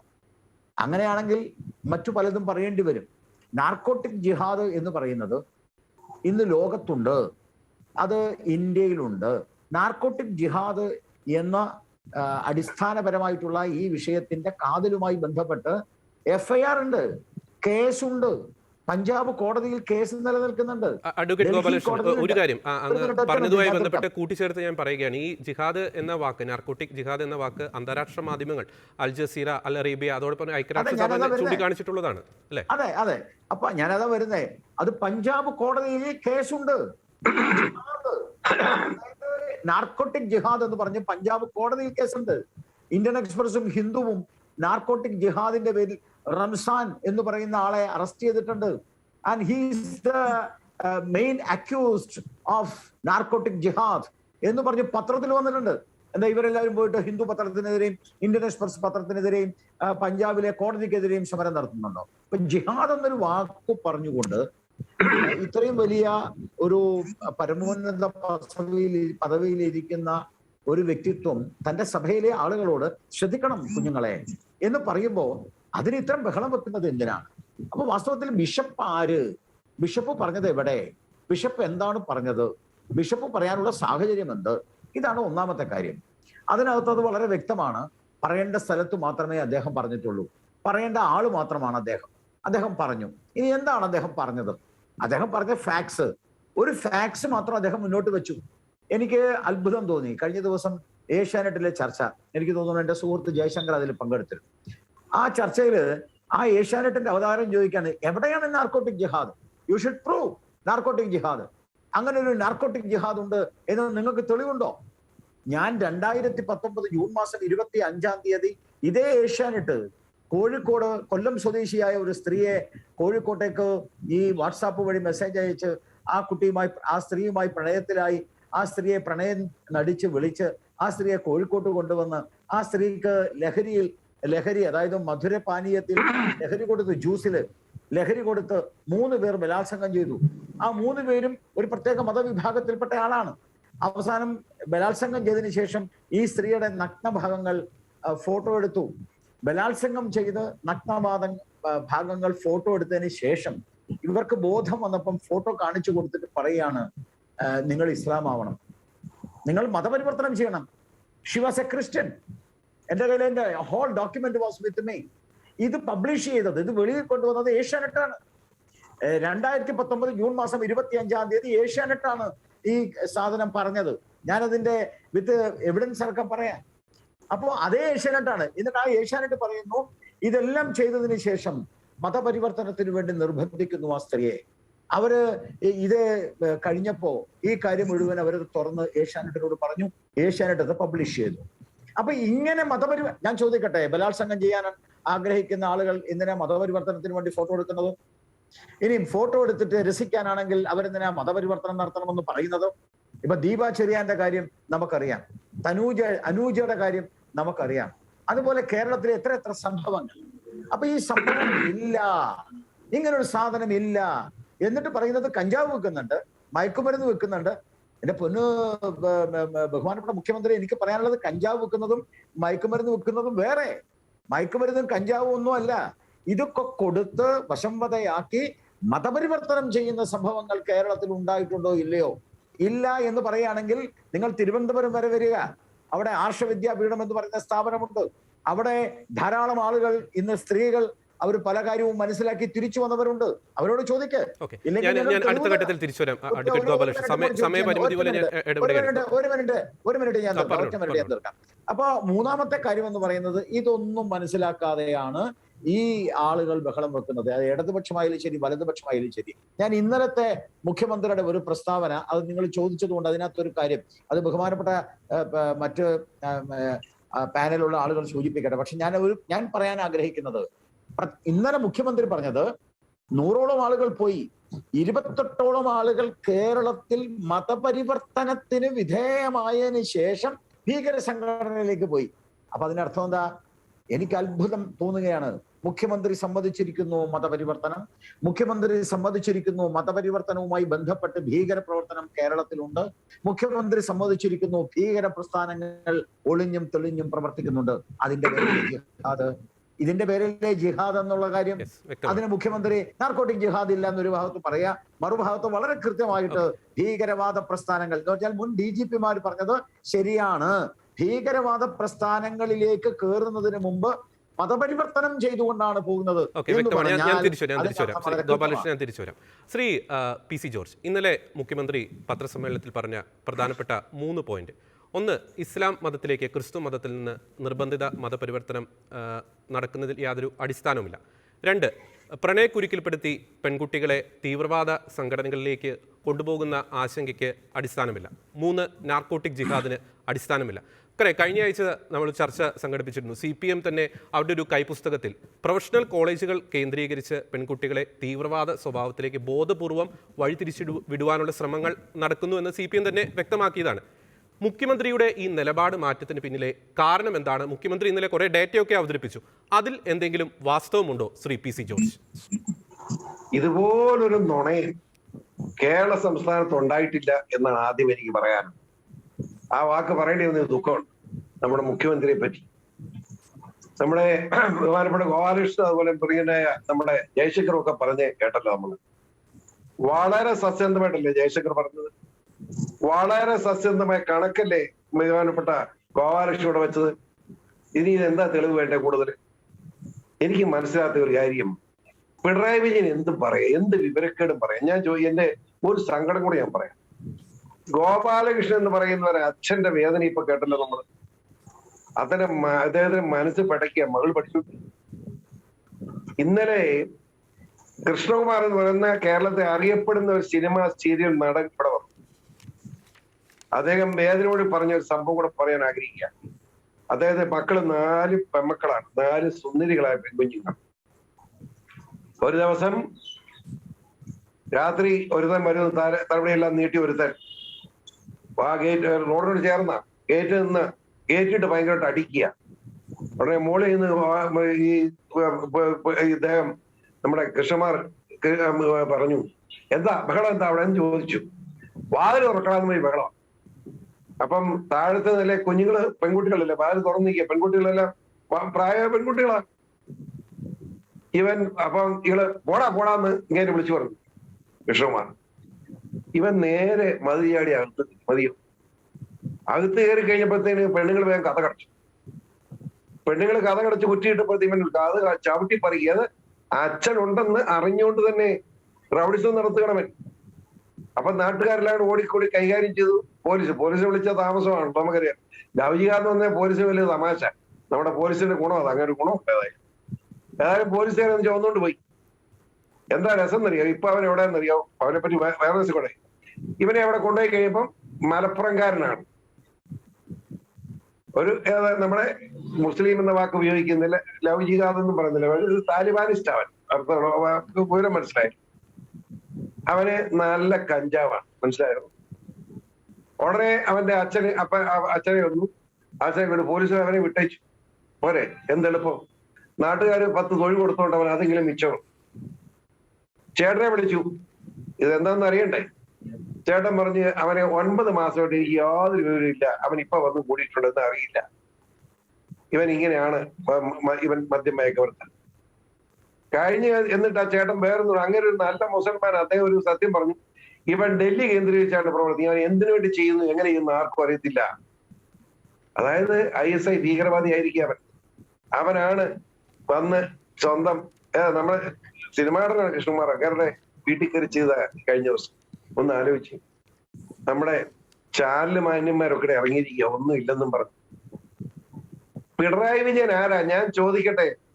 SDP എന്ന് പറയുന്ന ഗുണ്ടകൾ മഹാരാജ് കോളേജിലെ അഭിമന്യു എന്ന് പറയുന്ന SFIയുടെ യൂണിറ്റ് പ്രസിഡന്റ് SC വിവാദത്തിൽപ്പെട്ട SC പയ്യനെ SDP-യുടെ 18ഓളം ഗുണ്ടകൾ ചേർന്ന കുത്തിക്കൊന്നു. സ്വന്തം സംഘടനയിൽപ്പെട്ട പാർട്ടിയിൽപ്പെട്ട ഒരു ചെറുപ്പക്കാരൻ പട്ടികജാതിക്കാരനെ കൊല ചെയ്തിട്ട് നാളിതുവരെയായിട്ട് പിണറായി മുഖ്യമന്ത്രിയാന്ന് ഓർത്തോളം ഒരൊറ്റ പ്രതി അറസ്റ്റ് ചെയ്തിട്ടില്ല. ഞാൻ ചോദിക്കുമ്പോൾ അങ്ങനെ മുഖം മാറില്ല. ഒരു കമ്മ്യൂണിസ്റ്റുകാരൻ SFIയുടെ യൂണിറ്റ് പ്രസിഡന്റിന് പട്ടികജാതിപ്പെട്ട ഈ പയ്യന്റെ അനുഭവം ഇതാണെങ്കിൽ പിന്നെ ബാക്കിയുള്ള ജനങ്ങളുടെ അനുഭവം എന്താണെന്ന് ആലോചിച്ചു. ഒരെണ്ണത്തിനെ അറസ്റ്റ് ചെയ്യുന്നില്ല, അവനൊക്കെ അതിലെ തിബില കളിച്ച് നടക്കുക. ജീവിക്കാൻ വേണ്ടി സംഘടിക്കാൻ തീരുമാനിച്ചിരിക്കുന്നു. എനിക്കിവിടെ ഏറ്റവും കൂടുതൽ ഉത്തരം ക്രിസ്ത്യാനിയോട് നമ്മൾ വിചാരിക്കും തെറ്റാണ്, ഹൈന്ദവരോടാണ്. ഹൈന്ദവ മതവിശ്വാസികൾ, പ്രത്യേകിച്ച് ക്രിസ്ത്യാനിയാണ് പള്ളിയെങ്കിലും ഒരു പള്ളി അച്ഛന്മാരെങ്കിലും. ഹൈന്ദവ സമൂഹത്തെ സംബന്ധിച്ചിടത്തോളം അവർക്ക് അങ്ങനെ ഒരു പ്രത്യേക സെറ്റപ്പ് ഇല്ലാത്തവ എന്തും ആകാം എന്നതിൽ പാവപ്പെട്ട ഹൈന്ദവ കുടുംബങ്ങളിലാണ് ഇമ്മറെ കടന്നുകയറ്റി. ഇപ്പോ ഇവിടെ വാഗമണ്ണിൽ നിന്ന് ഇവിടെ പിടിച്ചു, മയക്കുമരുന്നിന്റെ ബഹളം അതിനകത്ത് മനസ്സിലാക്കി പിടിച്ചു. 20 ആണുങ്ങൾ, 21 പെണ്ണുങ്ങൾ. ആ 20 പേരും നമ്മുടെ ഈ താലിബാനികൾ. പെണ്ണുങ്ങളുടെ പിള്ളേരുള്ള വൃത്തികെട്ടവന്മാരാ, അതാ രസം. പെണ്ണുങ്ങൾ 21 21 കല്യാണം കഴിച്ച കൊച്ചു കോളേജ് പഠിക്കുന്ന കുട്ടികൾ. ആ 21 16 ഹൈന്ദവ സഹോദരിമാർ. അവിടുന്ന് മയക്കും മദ്യവയക്കും ചന്താവും ഒക്കെ പിടിച്ചു. ഇടിച്ചെന്ന് പത്രത്തിൽ വന്നു, പിന്നെ ഇതുവരെ വന്നിട്ടില്ല. എവിടെ പോയി? അതൊക്കെ മുക്കി. ഇവിടെ ഞാൻ ചോദിക്കട്ടെ, 21,000 കോടി രൂപയുടെ മയക്കുമരുന്നും മദ്യം കൂടുതലേ അഫ്ഗാനിസ്ഥാനിൽ നിന്ന് വന്ന ഒരു കപ്പലെന്ന് ഈയിടെ ഗുജറാത്തിൽ പിടിച്ചത്? എന്ത് ചെയ്യും? അഫ്ഗാനികൾ 7 എണ്ണത്തെ പിടിച്ചിട്ടുണ്ടല്ലോ. അതിനടുത്ത ദിവസം 290 കോടി രൂപയുടെ മയക്കുമരുന്ന് ഇറാൻ കപ്പൽ പിടിച്ചില്ലേ? ഇങ്ങനെ പിടിച്ചെന്നറിയും, പിന്നൊന്നും അറിയില്ല. NIA റിപ്പോർട്ടുണ്ട്, കേരളത്തിലെ വെച്ച് ഒരു റിപ്പോർട്ട് കൊടുത്തില്ല. NIA റിപ്പോർട്ട് കൊടുത്താൽ മതി. ഈ കഴിഞ്ഞ 3 വർഷം കൊണ്ട് അവർ തന്നെ നേരിട്ട് പരിശോധിച്ച ഈ വൃത്തികെട്ട പ്രേമിച്ചു കൊണ്ടുവരുന്ന ജിഹാദിന്റെ 300ഓളം കേസുകൾ അവർ റിപ്പോർട്ട് ചെയ്തിരിക്കുക. ഇന്ന് ഞാൻ കോട്ടയം പ്രസ് ക്ലബിൽ കൊടുത്തിട്ടുണ്ട് അതിന്റെ കോപ്പി മുഴുവൻ. കോട്ടയം പ്രസ് ക്ലബിൽ ഇവിടെ പിണറായി വിജയൻ പറഞ്ഞു ഒന്നും ഇല്ലെന്നല്ലേ, അതിന് കണക്കൊക്കെ ഇന്ന് ഞാൻ കൊടുത്തിട്ടുണ്ട് പത്രസമ്മേളനത്തിൽ. നിങ്ങൾ അതിന്റെ കോപ്പി എടുത്താൽ ബാക്കി വേറെ രസം എന്താണെന്നറിയോ? പിണറായി പറയുന്നത് എവിടെ ഏത് പെണ്ണിനെ കൊണ്ടുപോയി? പിണറായിക്ക് പോട്ടെ, ഞാൻ മാന്യത വിടുന്നില്ല. ഒരു കാര്യം ഓർക്കണം, ഇത് 18 വയസ്സ് കഴിഞ്ഞ റിക്കാർഡാണ് പിണറായി ചോദിക്കുന്നത്. 20 വയസ്സ് കഴിഞ്ഞ പെൺകുട്ടികളെ ഇവിടുന്ന് വീട്ടിൽ വിളിച്ചിറക്കിക്കൊണ്ടുപോയി മതം മാറ്റി കൊണ്ടുപോയി കല്യാണം കഴിച്ചെന്ന് വരുത്തി പറ്റുക ഒന്ന് പ്രസവിപ്പിക്കുക. അത് കഴിഞ്ഞ് താലിബാനിൽ കൊണ്ട് താലിബാനിലെ ഈ താലിബാനിസ്റ്റുകൾക്ക് വ്യഭിചാരം ചെയ്യാൻ കൊണ്ട് കൊടുക്കുന്ന വൃത്തികെട്ട നടപടിയെ മുഖ്യമന്ത്രിയായിട്ടുള്ള പിണറായിക്കല്ല ലോകത്താർക്കും ന്യായീകരിക്കാൻ. അതിന് റിക്കാർഡ് എവിടാന്ന് ചോദിക്കുന്നത്. ഞാൻ ഇമ്മറിയില്ല. വേറൊന്നറിയാവോ? ഞാൻ ഈയിടെ കണ്ടപ്പോഴാ നമ്മുടെ പഞ്ചാബിൽ നിന്ന് കുറെ തീവ്രവാദികളെ പിടിച്ചു, മലയാളി ഉൾപ്പെടെ. അവന്മാരെ വിളിച്ചപ്പോ അവന്മാരുടെ ജനേന്ദ്ര ഉൾപ്പെട്ട ഭാഗം ഇരുമ്പ് മറക്കകത്ത. അതിനെപ്പറ്റി ചോദിച്ചു എന്നാന്നറിയോ? ഇവിടുന്ന് തീവ്രവാദത്തിൽ ബോംബിട്ട് സ്വയം കത്തിച്ചേർന്നു. പക്ഷെ ഈ ഭാഗം മാത്രം അവിടെ സ്വർഗത്തിൽ കൊണ്ടുപോകാൻ വെച്ചിരിക്കുക. ഇത് അവിടെ വേണം. അവിടെ 72 കൂറിമാരുണ്ട്, അവർക്ക് വേണ്ടി വെച്ചിരിക്കുകയും. ഇതൊക്കെ എഴുതി ഞാൻ ഉത്തരവാദിത്തോടെ ഞാൻ പറയുന്നത് ഓർത്തോണം. ബാക്കി ഞാൻ പറയാത്ത ക്ഷമിക്കുക. ഇത് എവിടെ പോവും? നമ്മുടെ പെണ്ണുങ്ങളെ, നമ്മുടെ സഹോദരിമാരെ ഇങ്ങനെ പിടിച്ചോണ്ട് പോയിട്ട് ഒന്നുമില്ല എന്ന് പറയും. പിണറായിക്കല്ല ലോകത്തിറക്കിൽ പറ്റും. ശ്രീ ജോർജ് കല്ലുവേലി, നമ്മൾ ഈ ചർച്ചയിൽ ഉടനീളം പങ്കുവയ്ക്കുകയായിരുന്നു ഈ നാർക്കോട്ടിക്സ് ജിഹാദുമായി ബന്ധപ്പെട്ട തെളിവുകൾ. നമുക്കറിയാം, ഈ Al Arabiya channel, Al Jazeera channel, ഐക്യരാഷ്ട്രസഭ, പഞ്ചാബിൽ നടന്ന അറസ്റ്റുകൾ ഒപ്പം തന്നെ European Foundation for South Asian Studies 2017 അവതരിപ്പിച്ച ആ പ്രബന്ധം, അതിലൊക്കെ വ്യക്തമായി ഈ നാർക്കോട്ടിക്സ് തീവ്രവാദ സംഘടനകൾ അവരുടെ വ്യക്തമായ അജണ്ടയോടുകൂടി അതിൻ്റെ ഒരു കടത്തും അതിൻ്റെ ഉപയോഗവും ഒക്കെ ലോകത്തിലെ വിവിധ രാജ്യങ്ങളിൽ നടപ്പിലാക്കുന്നു എന്ന് വ്യക്തമായി പറഞ്ഞിട്ടുണ്ട്. അങ്ങ് ഒരു മുതിർന്ന മാധ്യമ പ്രവർത്തകനാണ്. ഈ തീവ്രവാദ സംഘടനകളുടെ ഈ ഒരു ഫണ്ടിങ്ങിൻ്റെ ഒരു മെയിൻ സോഴ്സ് ഈ മയക്കുമരുന്നും ഈ ലഹരിക്കടത്തുമല്ലേ ശ്രീ ജോർജ് കല്ലുവേലിൽ? അങ്ങ് പറഞ്ഞത് വളരെ ശരിയാണ്. എനിക്ക് മുന്നേ സംസാരിച്ച ശ്രീ പി സി ജോർജും ശ്രീ അഡ്വക്കേറ്റ് ജയശങ്കറും അഡ്വക്കേറ്റ് ഗോപാലകൃഷ്ണനും ഒക്കെ പറഞ്ഞ ഒത്തിരി കാര്യങ്ങൾ പറഞ്ഞതുകൊണ്ട് ആ കാര്യങ്ങളിലേക്ക് ഞാൻ കിടക്കുന്നില്ല. അവര് പറഞ്ഞ വിഷയങ്ങളിൽ വളരെ പ്രസിദ്ധമാണ്. നമ്മുടെ ഇവിടെ രാജ്യത്ത് ഈ മയക്കുമരുന്ന് മാഫിയ, വെറും ലഹരി മാഫിയ, മയക്കുമരുന്ന് നാർക്കോട്ടിക് മാഫിയ എന്നത് വലിയൊരു സംഭവമാണ്. അത് ചെറുതല്ല. അത് വളരെ ആഴത്തിൽ നമ്മുടെ താഴെത്തട്ടിലെ കുഞ്ഞു ഗ്രാമങ്ങളിൽ പോലും കടന്നെത്തിയിരിക്കുന്നു. അതിന്റെ വിഷവിത്തുകൾ കടന്നിരിക്കുന്നു എന്ന് വളരെ വ്യക്തമാണ്. അതിന്റെ ഏറ്റവും പുതിയ ഉദാഹരണമാണ് മിനിയാന്ന് ഈ ആഴ്ചയില് നമ്മുടെ ഗുജറാത്തില് 3000 കിലോ 21,000 കോടി രൂപയുടെ ഇന്ത്യ കണ്ട ഏറ്റവും വലിയ മയക്കുമരുന്ന് വേട്ടയാണ് നടന്നിരിക്കുന്നത്. അത് ഉണ്ടായിരിക്കുന്നു. ഇതിന് തൊട്ടു മുമ്പാണ്, 2 ആഴ്ചകൾ പോലും ആയിട്ടില്ല, പഞ്ചാബില് പാകിസ്ഥാനിൽ നിന്ന് വന്ന മയക്കുമരുന്ന് പിടികൂടിയതും പാകിസ്ഥാനിയാണ്. ആ പാകിസ്ഥാനിയാണ് മൊഴി കൊടുത്തത്. നാർക്കോട്ടിക് ജിഹാദ് എന്ന വാക്ക് അദ്ദേഹത്തിന്റെ ഉണ്ട്. അദ്ദേഹം പറഞ്ഞത് ഇവിടെ ട്രിബ്യൂൺ എന്ന് പറയുന്ന ചണ്ഡീഗഡിലെ ഏറ്റവും വലിയ പത്രം, ഇംഗ്ലീഷ് പത്രത്തിന്റെ മൾട്ടിക്കോളം ഹെഡിങ് ആയിരുന്നു ഈ നാർക്കോട്ടിക് ജിഹാദ് എന്ന ഇൻവേർട്ടർ കോമായി. അപ്പൊ ഇത് ഇങ്ങനെയുള്ള ഒരു ഇല്ല എന്ന് എത്ര പറഞ്ഞാലും, നമുക്കിപ്പോ താങ്കൾ പറഞ്ഞ പോലെ യൂറോപ്പിലെ സൗത്ത് ഏഷ്യൻ സ്റ്റഡീസിന്റെ റിപ്പോർട്ടിലുണ്ട്, ഐക്യരാഷ്ട്രസഭയുടെ റിപ്പോർട്ടിലുണ്ട്. ഇത് നമ്മൾ ഗൂഗിളിൽ ചുമ്മാ സെർച്ച് ചെയ്താൽ മനസ്സിലാകും. നാർക്കോട്ടിക് ജിഹാദ് രാഗം ഒട്ടിക്കൊണ്ട് ഇത് എല്ലാ രാജ്യങ്ങളിലും, ഗൾഫ് രാജ്യങ്ങളിലും അടക്കം ഇത് വലിയ പ്രതിസന്ധി ഉണ്ടാക്കുന്നുണ്ട്. ഇന്ത്യയിൽ ഇതിന്റെ വിഷപേരുകള് വലിയ ആഴത്തിൽ പതിഞ്ഞുന്നുണ്ട്. അപ്പൊ നമ്മുടെ ഇവിടെ ഉണ്ടായ പ്രശ്നം, പാലായിലെ അഭിമന്യ ഞങ്ങളുടെ പ്രിയങ്കരനായ പിതാവ്, അദ്ദേഹം പണ്ഡിതനാണെന്ന് മാത്രമല്ല, അദ്ദേഹം വളരെ ദൈവവിശ്വാസിയും അദ്ദേഹത്തിന് ബോധ്യമുള്ള കാര്യങ്ങളിൽ ഉറച്ചു സംസാരിക്കുന്ന ആളുമാണ്. അദ്ദേഹത്തിന് ബോധ്യമുള്ള കാര്യങ്ങളിൽ അദ്ദേഹം പറയുന്ന കാര്യങ്ങളെ ഞങ്ങള് പണ്ഡിതനാണെന്ന് മാത്രമല്ല, അദ്ദേഹത്തിന്റെ സ്കോളർലി മിടുക്ക് മാത്രമല്ല, അദ്ദേഹത്തിന് ഇതേ കൂടിയുള്ള ദീർഘവീക്ഷണത്തോടു കൂടിയ ഒരു കാഴ്ചപ്പാട്, പൊതുസമൂഹത്തിന് വർഗീയതയ്ക്ക് വിരുദ്ധമായി, വർഗീയത ഉണ്ടാവാതിരിക്കാൻ, മതസൗഹാർദ്ദത്തിന് വേണ്ടി ഏറ്റവും അധികം പ്രയത്നിക്കുന്ന ഒരു ബിഷപ്പാണ് അഭിമന്യ കല്ലറങ്ങാട്ട് പിതാവ്. ഈ അഭിമന്യ കല്ലറങ്ങാട്ട് പിതാവുമായി ഞാൻ കഴിഞ്ഞ ആഴ്ചയിൽ പാലായിലെ അരമനയിൽ പോയി അദ്ദേഹം സംസാരിച്ചു. അദ്ദേഹത്തിന്റെ പൂർണ്ണ ബോധ്യം, അദ്ദേഹം എന്നോട് പറഞ്ഞു, കുറച്ച് ദിവസങ്ങൾ എടുത്ത് ആലോചിച്ച് എഴുതി തയ്യാറാക്കിയ ലേഖനമാണ്, ഒരു പ്രസംഗമാണ് ഞാൻ അവിടെ പ്രസംഗിച്ചത്. അത് എന്റെ പള്ളിയിലെ എന്റെ വിശ്വാസികളോട്, അവർക്ക് അവിടെ 8 നോമ്പിന്റെ അവസാനത്തെ ദിവസം കുടുംബ വർഷാചരണത്തിന്റെ ഭാഗമായി നടത്തിയ പ്രസംഗമാണ്. അവിടെ പറയുന്ന കാര്യങ്ങളിൽ ഞാൻ ഉറച്ചു നിൽക്കുന്നു. അത് പൂർണ്ണ ബോധ്യപ്പെട്ട ശേഷമാണ്. ഇതേക്കുറിച്ച് എന്തുകൊണ്ട് അന്വേഷിക്കുന്നില്ല? ഇന്നലെയും മുഖ്യമന്ത്രി പത്രസമ്മേളനത്തിൽ പറഞ്ഞ കണക്കുകൾ ഞെട്ടിക്കുന്നതാണ്. 2019 വരെയുള്ള കണക്കുകളെ അദ്ദേഹം പറഞ്ഞിട്ടുള്ളൂ. അത് IS ചേർന്ന കണക്ക് മാത്രമേ പറഞ്ഞിട്ടുള്ളൂ. IS 100 മലയാളികൾ ചേർന്ന കാര്യം അദ്ദേഹം അടിവരയിട്ട് പറയുന്നു. അതിൽ 72 പേര് വിദേശ രാജ്യങ്ങളിൽ ചെന്നിട്ട് അവിടെ നിന്ന് പോയി. അത് നമുക്ക് മനസ്സിലാകും. അവിടെ അതെങ്ങനെയാ മനസ്സിലാകുന്നത്? ഇവിടെ ഇതിൽ ഒരു മതമില്ലെന്ന് പറയാൻ പറ്റുമോ? അതിൽ അദ്ദേഹം പറയുന്നു 72-ൽ 71 ഈ ഭൂരിപക്ഷം മതത്തിൽപ്പെട്ട ആളുകളാണ്. അല്ല, ഭൂരിപക്ഷമല്ല, ഈ മുസ്ലിം ആളുകളാണ്. ഞങ്ങളുടെ മതം പറയാതിരിക്കാൻ വേണ്ടി ഞാൻ കഴിയുന്നത്ര ശ്രമിക്കുന്നത്. ഇവിടെ മതമല്ല. പക്ഷേ ഇവിടെ അദ്ദേഹം തന്നെ പറയുന്നു, ഈ റാഡിക്കലൈസേഷൻ അല്ലെങ്കിൽ മത തീവ്രവാദം ഇത് ഒഴിവാക്കാനായി മഹല്ലുകളിൽ മതപുരോഹിതരെ ഉൾപ്പെടുത്തിക്കൊണ്ട് മഹല്ലുകളിൽ ഇതിനുള്ള ക്യാമ്പുകൾ നടന്നു വരുന്നു, പരിശീലനങ്ങൾ, ബോധവൽക്കരണങ്ങൾ നടന്നു വരുന്നു. കോവിഡിനെ തുടർന്ന് 2020 മുതൽ അത് മുടങ്ങിയിരിക്കുകയാണ്. ഇത് മതമില്ലെങ്കിൽ, ഇദ്ദേഹം പറയുന്നു ഇതിന് മതമില്ലെന്ന്. ഈ മതമില്ലെന്നുള്ള അദ്ദേഹത്തിന്റെ പ്രസ്താവനയ്ക്ക് അദ്ദേഹം തന്നെ ഏറ്റവും വലിയ വിഘാതം അല്ലെങ്കിൽ അതിന് ഘടകവിരുദ്ധമായ കാര്യമാണ് പറഞ്ഞിരിക്കുന്നത്. ഈ മഹല്ലുകളിൽ മാത്രം, എന്തുകൊണ്ടാണ് പള്ളിയിലും അമ്പലത്തിലും ഇല്ലാത്തത്? അങ്ങനെ ഇവിടെ റാഡിക്കലൈസേഷൻ എവിടെ നടക്കുന്നുവെന്ന് കൃത്യമായി സർക്കാരിന് ബോധ്യമുള്ളത് കൊണ്ടാണ് എവിടെയാണ് മത തീവ്രവാദം കൂടുതൽ വരുന്നത്. അപ്പം മതമില്ല എന്ന് പറഞ്ഞ് ആരെങ്കിലും ഈ മതത്തിന്റെ പേര് പറഞ്ഞാൽ, ഇവിടെ നിങ്ങളൊരു കാര്യം ഓർക്കണം, കോൺഗ്രസും CPM-ഉം അടക്കമുള്ളവർ ഹിന്ദു തീവ്രവാദമെന്നും RSS എന്നും സംഘപരിവാറെന്നും സംഘികളെന്നും കാവ്യവൽക്കരണമെന്നും പറഞ്ഞ് മതത്തെ, ഹിന്ദു മതത്തെയും ഹിന്ദു വിശ്വാസത്തെയും വരെ പൊതുവൽക്കരിച്ച് അതിലെ ചിലരെ മാത്രമല്ല പലപ്പോഴും പറയുന്നത് കാവ്യവൽക്കരണമെന്ന, അല്ലെങ്കിൽ സംഘികളെന്നാണ് പറയുന്നത്. എല്ലാ സംഘികളും തീവ്രവാദികളല്ല. അപ്പോ അവിടെ ആക്ഷേപിക്കുമ്പോ കുഴപ്പമില്ല. ഒരു സമുദായത്തിലെ മാത്രം പറഞ്ഞാൽ ഞങ്ങൾ ശബ്ദിക്കാൻ സമ്മതിക്കില്ല, ക്ഷമ പറയിപ്പിക്കും, മറുപടി പറയിപ്പിക്കും എന്നൊക്കെ പറയുന്ന ഈ ഭീഷണി, ഇത് വോട്ട് ബാങ്ക് രാഷ്ട്രീയമാണ്.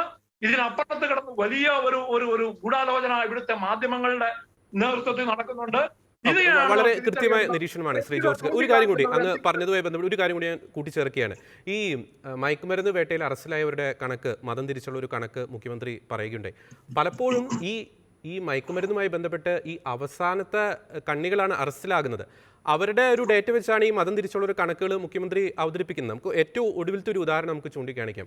ഈ അഫ്ഗാനിസ്ഥാനിൽ നിന്നും 21,000 കോടി രൂപയുടെ മയക്കുമരുന്ന് പിടിയിലാകുന്നു. അതിൽ ആദ്യം അറസ്റ്റായത് വിജയവാഡയിലെ ഒരു പാഴ്സൽ കമ്പനി ഉടമസ്ഥരായ 2 ഹൈന്ദവ സമുദായത്തിൽപ്പെട്ടവരാണ്. അപ്പോൾ ഈ ലാസ്റ്റ് അറസ്റ്റിലാകുന്ന ഈ കണ്ണികളെ വെച്ച് ഈ മതം തിരിച്ചുള്ള ഒരു ഡേറ്റ അവതരിപ്പിച്ച് നാർക്കോട്ടിക് ജിഹാദ് അടിസ്ഥാനരഹിതമാണ് എന്ന് വാദിക്കുന്നത് ശരിയല്ലല്ലോ ശ്രീ ജോർജ് കല്ലുവിൽ. ജോർജി, പൂർണ്ണമായിട്ടും ഞാൻ അതിലേക്ക് തന്നെയാണ് പറഞ്ഞു വരുന്നത്. മുഖ്യമന്ത്രി കഴിഞ്ഞ ദിവസം അവതരിപ്പിച്ച കണക്ക് എന്റെ കൈവശമുണ്ട്. 2020-ലാണ് ഈ നാർക്കോട്ടിക് കേസുകളുടെ കാര്യം അദ്ദേഹം പറയുന്നത്. അതിൽ പറയുന്നത് 4,941 കേസുകൾ NDPS ആക്ട് പ്രകാരം അവിടെ നമ്മുടെ കേരളത്തിൽ മാത്രം രജിസ്റ്റർ. അതില് ജനസംഖ്യാനുപാതികമായി നോക്കിയാൽ പോലും ഒരു സമുദായത്തിന് അവരുടെ സമുദായ നമ്മുടെ ജനസംഖ്യയുടെ അനുപാതത്തിന് അപ്പുറത്ത് കിടന്ന് ഇതിന് പ്രതികളാകുന്നതാണ്. ഇതൊക്കെ ഇത് എന്തുകൊണ്ട് മറ്റു കണക്കുകൾ പറയുന്നില്ല? തീവ്രവാദത്തിലേക്ക് പോകുന്നത് നമുക്കറിയാം. IS-ൽ പോയവർ മാത്രമല്ല, അൽ ഖ്വയ്ദയും അല്ലെങ്കിൽ ലഷ്കർ-ഇ-തൊയ്ബയും മാത്രമല്ല ഇവിടെ തീവ്രവാദം. നമുക്ക് അദ്ദേഹം പറഞ്ഞ പോലെ പോപ്പുലർ ഫ്രണ്ട് ഒന്നും ഞാൻ പേര് പറയാൻ ഉദ്ദേശിക്കുന്നില്ല, സിമി അടക്കം ഇവിടെ ക്യാമ്പ് നടത്തിയത് അറിയാമല്ലോ. ഈരാറ്റുപേട്ടയ്ക്കടുത്ത് നമ്മുടെ വാഗമണ്ണില് ഈ ക്യാമ്പിൽ നടന്ന ഇതിനൊക്കെ തീവ്രവാദം നടക്കുന്നത്, ഇതൊക്കെ ഈ IS-ന്റെ കണക്കിലുണ്ടോ? ഇല്ലല്ലോ. ഈ IS മാത്രമല്ല തീവ്രവാദം. തീവ്രവാദം ഏത് സമുദായം ചെയ്താലും ഏത് മതം ചെയ്താലും തീവ്രവാദം തന്നെയാണ്. അതിനെ തീവ്രവാദം എന്ന് തന്നെ വിളിക്കണം. അതിനെതിരെ സംഘടിതമായി രാജ്യമാണ്. എന്തുകൊണ്ട് അഭിമന്യ വള്ളിക്കപ്പറമ്പിൽ അഭിമന്യ കല്ലറങ്ങാട്ട് പിതാവ് പറഞ്ഞ കാര്യങ്ങളെ കുറിച്ചാണ് അന്വേഷണത്തിന് ഇതുവരെ തയ്യാറാകുന്നില്ല? വ്യക്തമാണ്. കല്ലറങ്ങാട്ട് പിതാവ് ഉന്നയിച്ച ആ ആശങ്കകളെക്കുറിച്ച് ശക്തമായൊരു അന്വേഷണം തന്നെ വേണം. ശ്രീ ജോസൂട്ടി ഒഴികിൽ പലപ്പോഴും ഈ കഴിഞ്ഞ 10 ദിവസമായി പല മാധ്യമങ്ങളും ഈ മാധ്യമ ചർച്ചകളിൽ അവർ ഉന്നയിക്കുന്ന കാര്യം, ഒരു ഡേറ്റയുടെ ഒരു അടിസ്ഥാനമില്ലാതെയാണ് പാലാപിതാവ് ഈ കാര്യം ഉന്നയിച്ചത്. സത്യത്തിൽ നമ്മുടെ രൂപതകളിലും ഇടവകളിലും നമ്മുടെ തന്നെ ക്രൈസ്തവ സമുദായ അംഗങ്ങൾ നേരിടുന്ന നീറുന്ന വേദനകളുണ്ട് ഈ നാർക്കോട്ടിക്സുമായും ലവ് ജിഹാദുമായും ഒക്കെ ബന്ധപ്പെട്ട്. അതിൻ്റെയൊക്കെ ഒരു അടിസ്ഥാനത്തിലല്ലേ മാർ ജോസഫ് കല്ലറങ്ങാട്ട് ആ ഒരു പ്രസ്താവന നടത്തിയത്? അതിനെ ഇത്തരത്തിൽ നിസ്സാരവൽക്കരിക്കുന്നത് ശരിയാണോ ശ്രീ ജോസൂട്ടി ഒഴികിൽ? തീർച്ചയായും അതിനെ ഇത്തരത്തിൽ നിസ്സാരവൽക്കരിക്കുന്നതിന്റെ പിന്നിലുള്ളത് എന്ന് പറയുന്നത്, ഇതുവരെയും നടന്നു വന്നതുപോലെ കാര്യങ്ങൾ മുന്നോട്ട് സുഗമമായി കൊണ്ടുപോകണമെങ്കിൽ ഇതിന്മേൽ തുടർ അന്വേഷണമോ മറ്റ് സംഗതികളോ ഉണ്ടാകാൻ പാടില്ല. തുടരന്വേഷണമോ മറ്റ് സംഗതികളോ ഉണ്ടാകുമ്പോൾ ഒരു പക്ഷേ ഇത് നടക്കാതെ വന്നെന്ന് വരാം. അതുകൊണ്ടാണ് തുടരന്വേഷണത്തിനുള്ള സാധ്യതകളെ എല്ലാം തള്ളിക്കളഞ്ഞുകൊണ്ട് ഇതിനെ നിസ്സാരവൽക്കരിക്കുന്നത്. ഇത് സംബന്ധിച്ച കൃത്യമായ കണക്കുകളുണ്ട്, വ്യക്തമായ കണക്കുകളുണ്ട്. പക്ഷെ ആ കണക്കുകൾ ഇന്ന സ്ഥലത്ത് ഇന്നയാളെന്നൊക്കെ പറഞ്ഞ രീതിയിൽ നമുക്ക് അങ്ങനെ തെളിവ് പരസ്യപ്പെടുത്തുന്നതിന്റെ അകത്തൊക്കെ ഒത്തിരി സാമൂഹ്യമായും വ്യക്തിപരമായും ഒക്കെയുള്ള ഒത്തിരി പ്രതിസന്ധികൾ അത് ഉണ്ടാക്കുന്നുണ്ട്.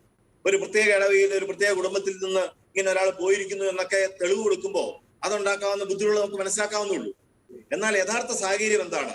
നമ്മുടെ ഓരോ ഇടവകകളിലെയും വികാരിയച്ഛന്മാരുടെ അടുത്താണ് ഇത്തരം ഒരു പ്രശ്നം ഉണ്ടാകുമ്പോൾ അവിടുത്തെ ഇടയ ജനങ്ങൾ ആദ്യമേ സമീപിക്കുകയും കാര്യങ്ങൾ വിശദീകരിക്കുകയും ചെയ്യുന്നു. അങ്ങനെ ഒരു സാഹചര്യം ഉണ്ടാകുമ്പോൾ അവരുടെ വേദനകൾ മാറ്റുവാനും അവരെ ഒരു സാധാരണ തലത്തിലേക്ക് എത്തിക്കുന്നതിനും വേണ്ടിയിട്ടുള്ള പരിശ്രമങ്ങളാണ് യഥാർത്ഥത്തിൽ ഇടവക സമൂഹത്തിനകത്ത് നടക്കുന്നത്. ഒരു തരത്തിൽ പറഞ്ഞാൽ അവരുടെ ആ മുറിവുണക്കുന്നതിന് വേണ്ടിയിട്ടുള്ള ശ്രമങ്ങളാണ് അപ്പോൾ അവിടെ ഉണ്ടാവുക. അതേ സമയത്ത് ഈ വിവരങ്ങളെല്ലാം കൃത്യമായി ഓരോ രൂപതയിലെയും ഇടയന്മാരുടെ അടുത്ത് അല്ലെങ്കിൽ രൂപതാ നേതൃത്വത്തിന്റെ അടുത്ത് എത്തുന്നുണ്ട്. അങ്ങനെയുള്ള കൃത്യമായ രേഖകൾ അല്ലെങ്കിൽ വസ്തുതകൾ യഥാർത്ഥത്തിൽ ഉണ്ട്. അത്തരം വസ്തുതകൾ വസ്തുനിഷ്ഠമായി അവതരിപ്പിക്കേണ്ട വേദികളിൽ അല്ലാതെ അത് അവതരിപ്പിക്കുന്നത് ഗുണത്തെക്കാളേറെ ദൂഷ്യം മാത്രമേ ചെയ്യുള്ളൂ.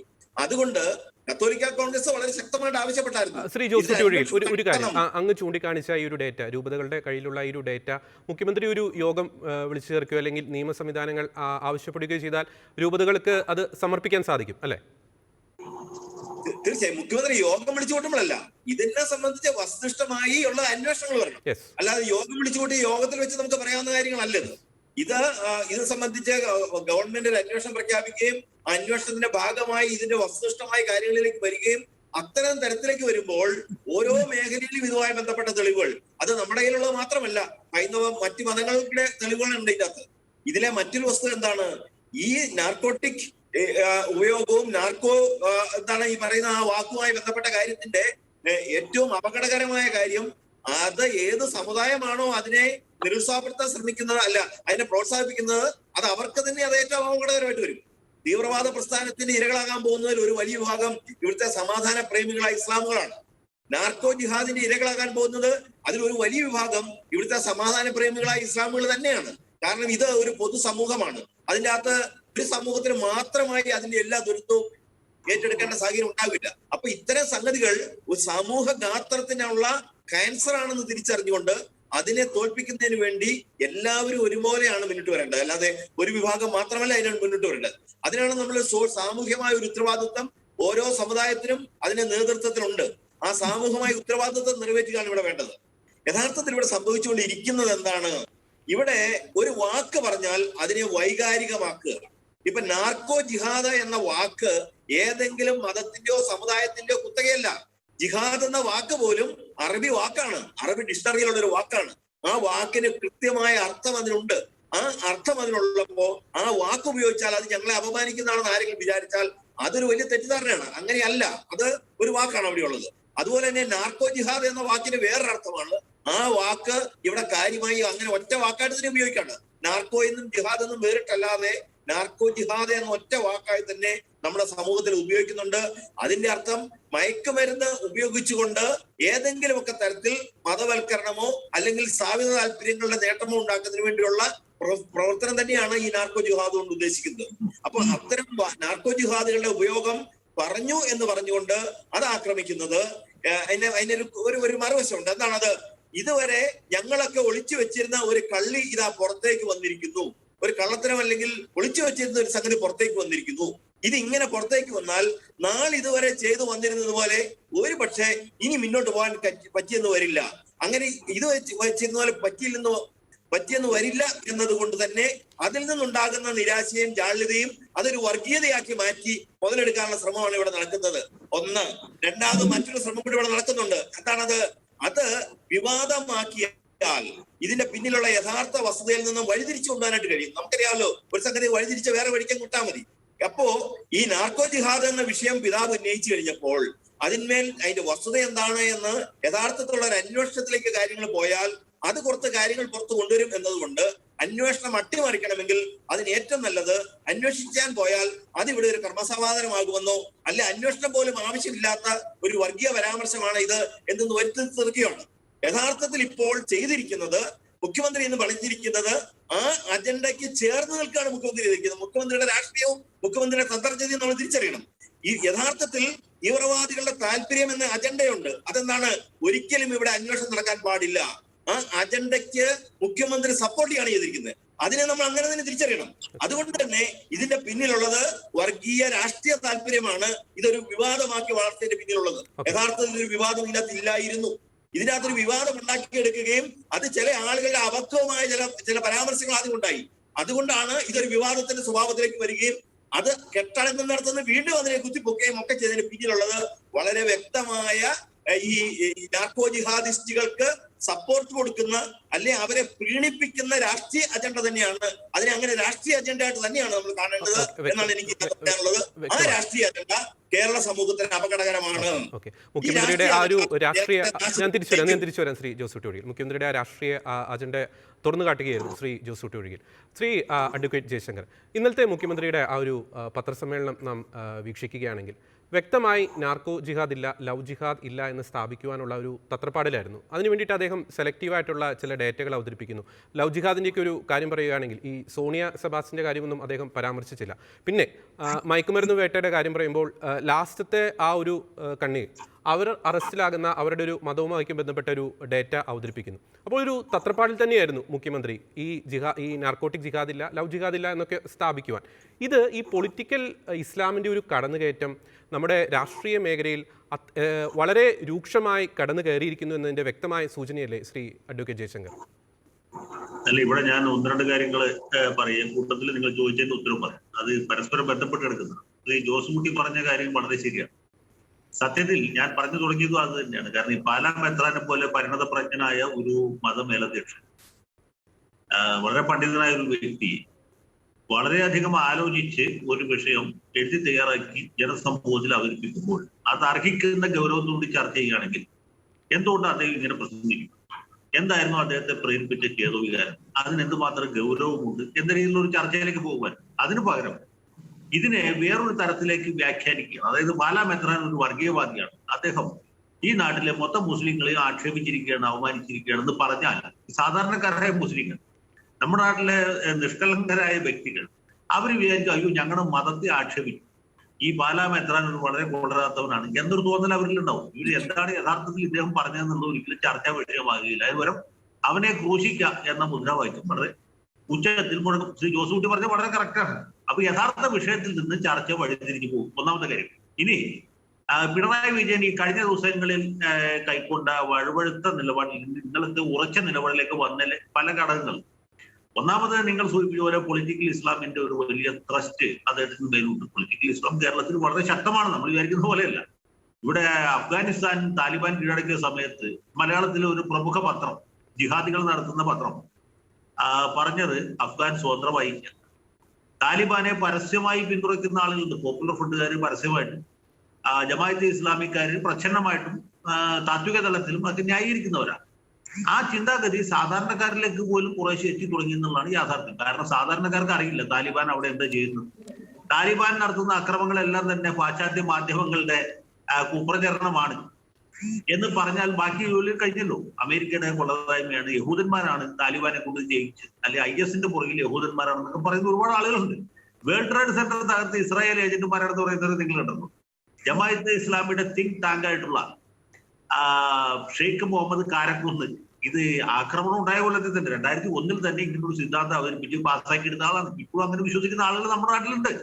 എന്റെ വീട് ആലുവയിലാണ്. ആലുവ മുസ്ലിം ഭൂരിപക്ഷ പ്രദേശമാണ്. പക്ഷെ അവിടെ ഗുണമുള്ളത് ഈ മുസ്ലിങ്ങൾ അധികം കോൺഗ്രസ്സുകാരാണ്, നന്മയുള്ളവരാണ്, സമാധാനത്തിൽ വിശ്വസിക്കുന്നവരാണ്, സഹവർത്തിത്വത്തിൽ സൗഹാർദ്ദത്തിൽ വിശ്വസിക്കുന്നവരാണ്. അത് ഞാൻ ഇത്തരം പുഞ്ചിരിച്ചുകൊണ്ട് സംസാരിക്കും. ഞങ്ങൾക്ക് അവിടെ യാതൊരു പ്രശ്നവുമില്ല. കാരണം ഈ മുസ്ലിം സമുദായ നേതൃത്വം നല്ല വിവേകമതികളായ ആളുകളുടെ കയ്യിലാണ്. പക്ഷെ എല്ലായിടത്തും അങ്ങനെയല്ല. പലപ്പോഴും നമ്മൾ ഈ ബൈബിളിൽ പറഞ്ഞ പോലെ മൂടന്മാരെ ഭരിക്കുന്നവരുടെ അട്ടഹാസം അതിഭയങ്കരമാണ്. അവരാണ് ഈ കാര്യങ്ങൾ നയിക്കുകയും നിയന്ത്രിക്കുകയും ചെയ്തത്. ഇപ്പൊ ഈ മുസ്ലിം വിഭാഗത്തെ കുറിച്ച് മറ്റു വിഭാഗക്കാരുടെ ഇടയിൽ വലിയൊരു അതൃപ്തി വരാൻ കാരണം ഈ പൗരത്വ നിയമ ഭേദഗതിയെ കുറിച്ചുള്ള സമരം നടക്കുന്ന സമയത്ത് ഇവർ വിളിച്ച ചില മുദ്രാവാക്യങ്ങളും അവരുടെ നടത്തിയ ചില പ്രകടനങ്ങളുടെ സ്വഭാവവും അതൊക്കെ സത്യത്തിൽ മുസ്ലിം സമുദായത്തോട് തന്നെ അന്യ സമുദായക്കാർക്ക് വിപ്രതിപത്തി തോന്നുന്ന, അകൽച്ച തോന്നുന്ന രീതിയിലേക്ക് എത്തി. ഞാൻ അന്ന് തന്നെ ഈ പ്രിയപ്പെട്ട മുസ്ലിം സുഹൃത്തുക്കളോട് പറഞ്ഞത് ഇത് വലിയ അപകടത്തിലേക്കാണ് പോകുന്നത്.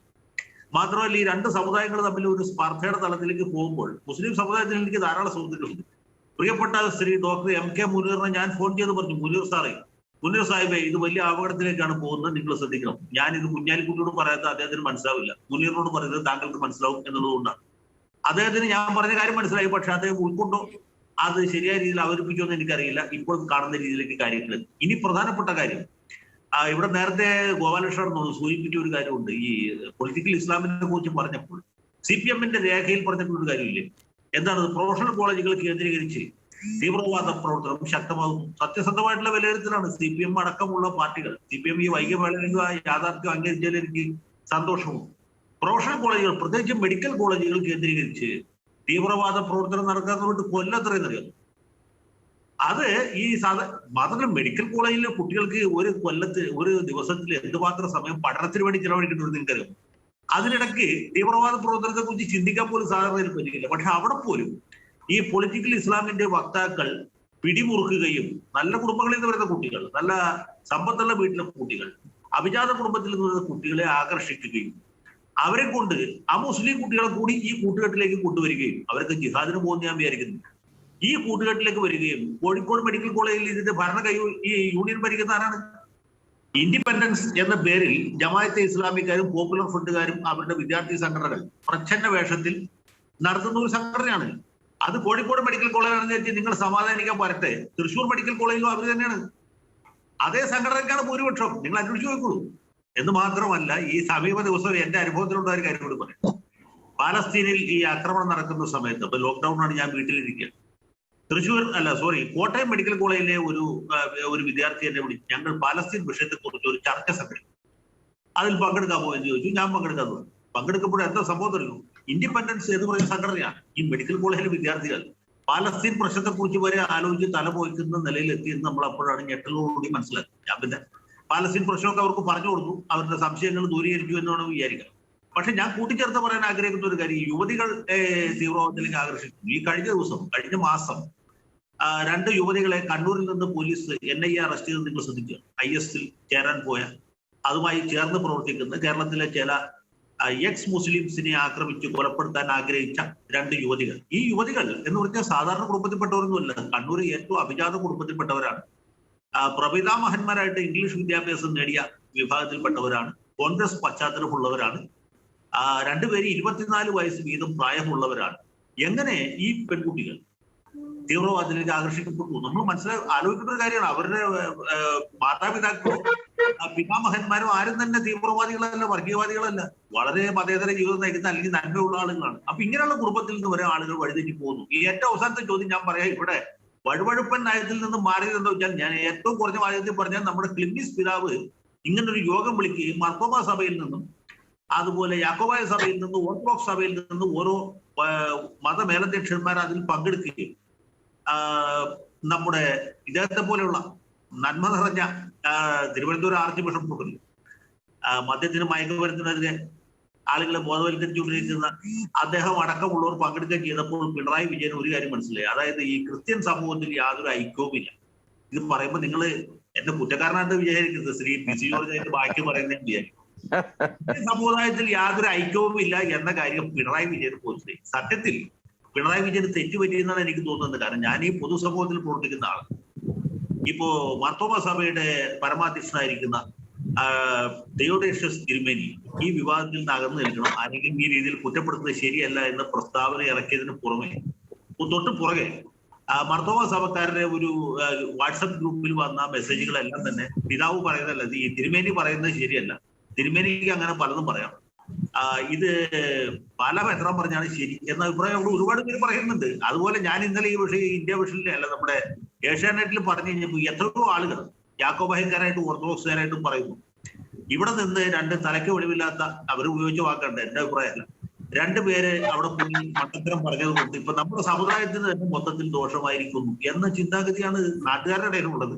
പക്ഷെ പിണറായി വിജയൻ ധരിച്ചിട്ടുള്ളത്, അല്ലെങ്കിൽ അദ്ദേഹത്തിന് ബുദ്ധി ഉപദേശിക്കുന്ന ആളുകൾ പറഞ്ഞു കൊടുത്തിട്ടുള്ളത്, ക്രിസ്ത്യാനികളുടെ ഇടയിൽ യാതൊരു ഐക്യവുമില്ല, കല്ലറങ്ങാട്ടിന്റെ കാര്യം ഘട്ടത്തിലാണ്, ഒന്നും കൂടി പ്രഷറൈസ് ചെയ്ത് കഴിഞ്ഞാൽ പുള്ളിയുടെ കാര്യം തുല്യവാലാവും, അപ്പൊ അദ്ദേഹം മാപ്പ് പറയും, ഈ വിഷയം തന്നെ തേഞ്ഞു വാങ്ങി പോകും എന്ന ഒരു ധാരണ കുറഞ്ഞ പക്ഷെ അദ്ദേഹത്തിനെങ്കിലും ഉണ്ടായിട്ടുണ്ട്. അത് എന്തുമാത്രം ശരിയാണെന്നുള്ള വേറെ കാര്യമാണ്. അപ്പൊ സത്യത്തിൽ ഈ നമ്മുടെ ഞാനത് അതുകൊണ്ട് ഇതിനകത്തെ കുറിച്ച് ഇന്നലെ ഈ വാട്സപ്പില് അല്ല യൂട്യൂബിൽ ഒരു വീഡിയോ ഇട്ടുണ്ട്.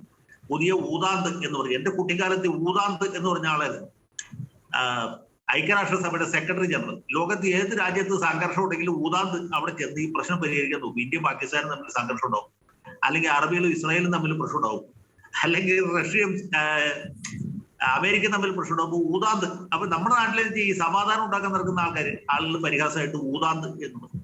ഓക്കെ, വ്യക്തമാണ്, അങ്ങ് പറഞ്ഞ ആശയം വ്യക്തമാണ്. ഞാൻ ഇടപെടുകയാണ്, സമയപരിമിതി ഇടപെടുകയാണ്. വ്യക്തമാണ്. അഡ്വക്കേറ്റ് ഗോപാലകൃഷ്ണൻ, മുഖ്യമന്ത്രിയുടെ ഇന്നലത്തെ ഒരു പ്രസ്താവന, നാർക്കോട്ടിക് ജിഹാദ് ഇല്ല, ലവ് ജിഹാദ് ഇല്ല എന്നൊക്കെ ഒരു സ്ഥാപിക്കാനുള്ളൊരു തത്രപ്പാടായിരുന്നു മുഖ്യമന്ത്രിയുടേത്.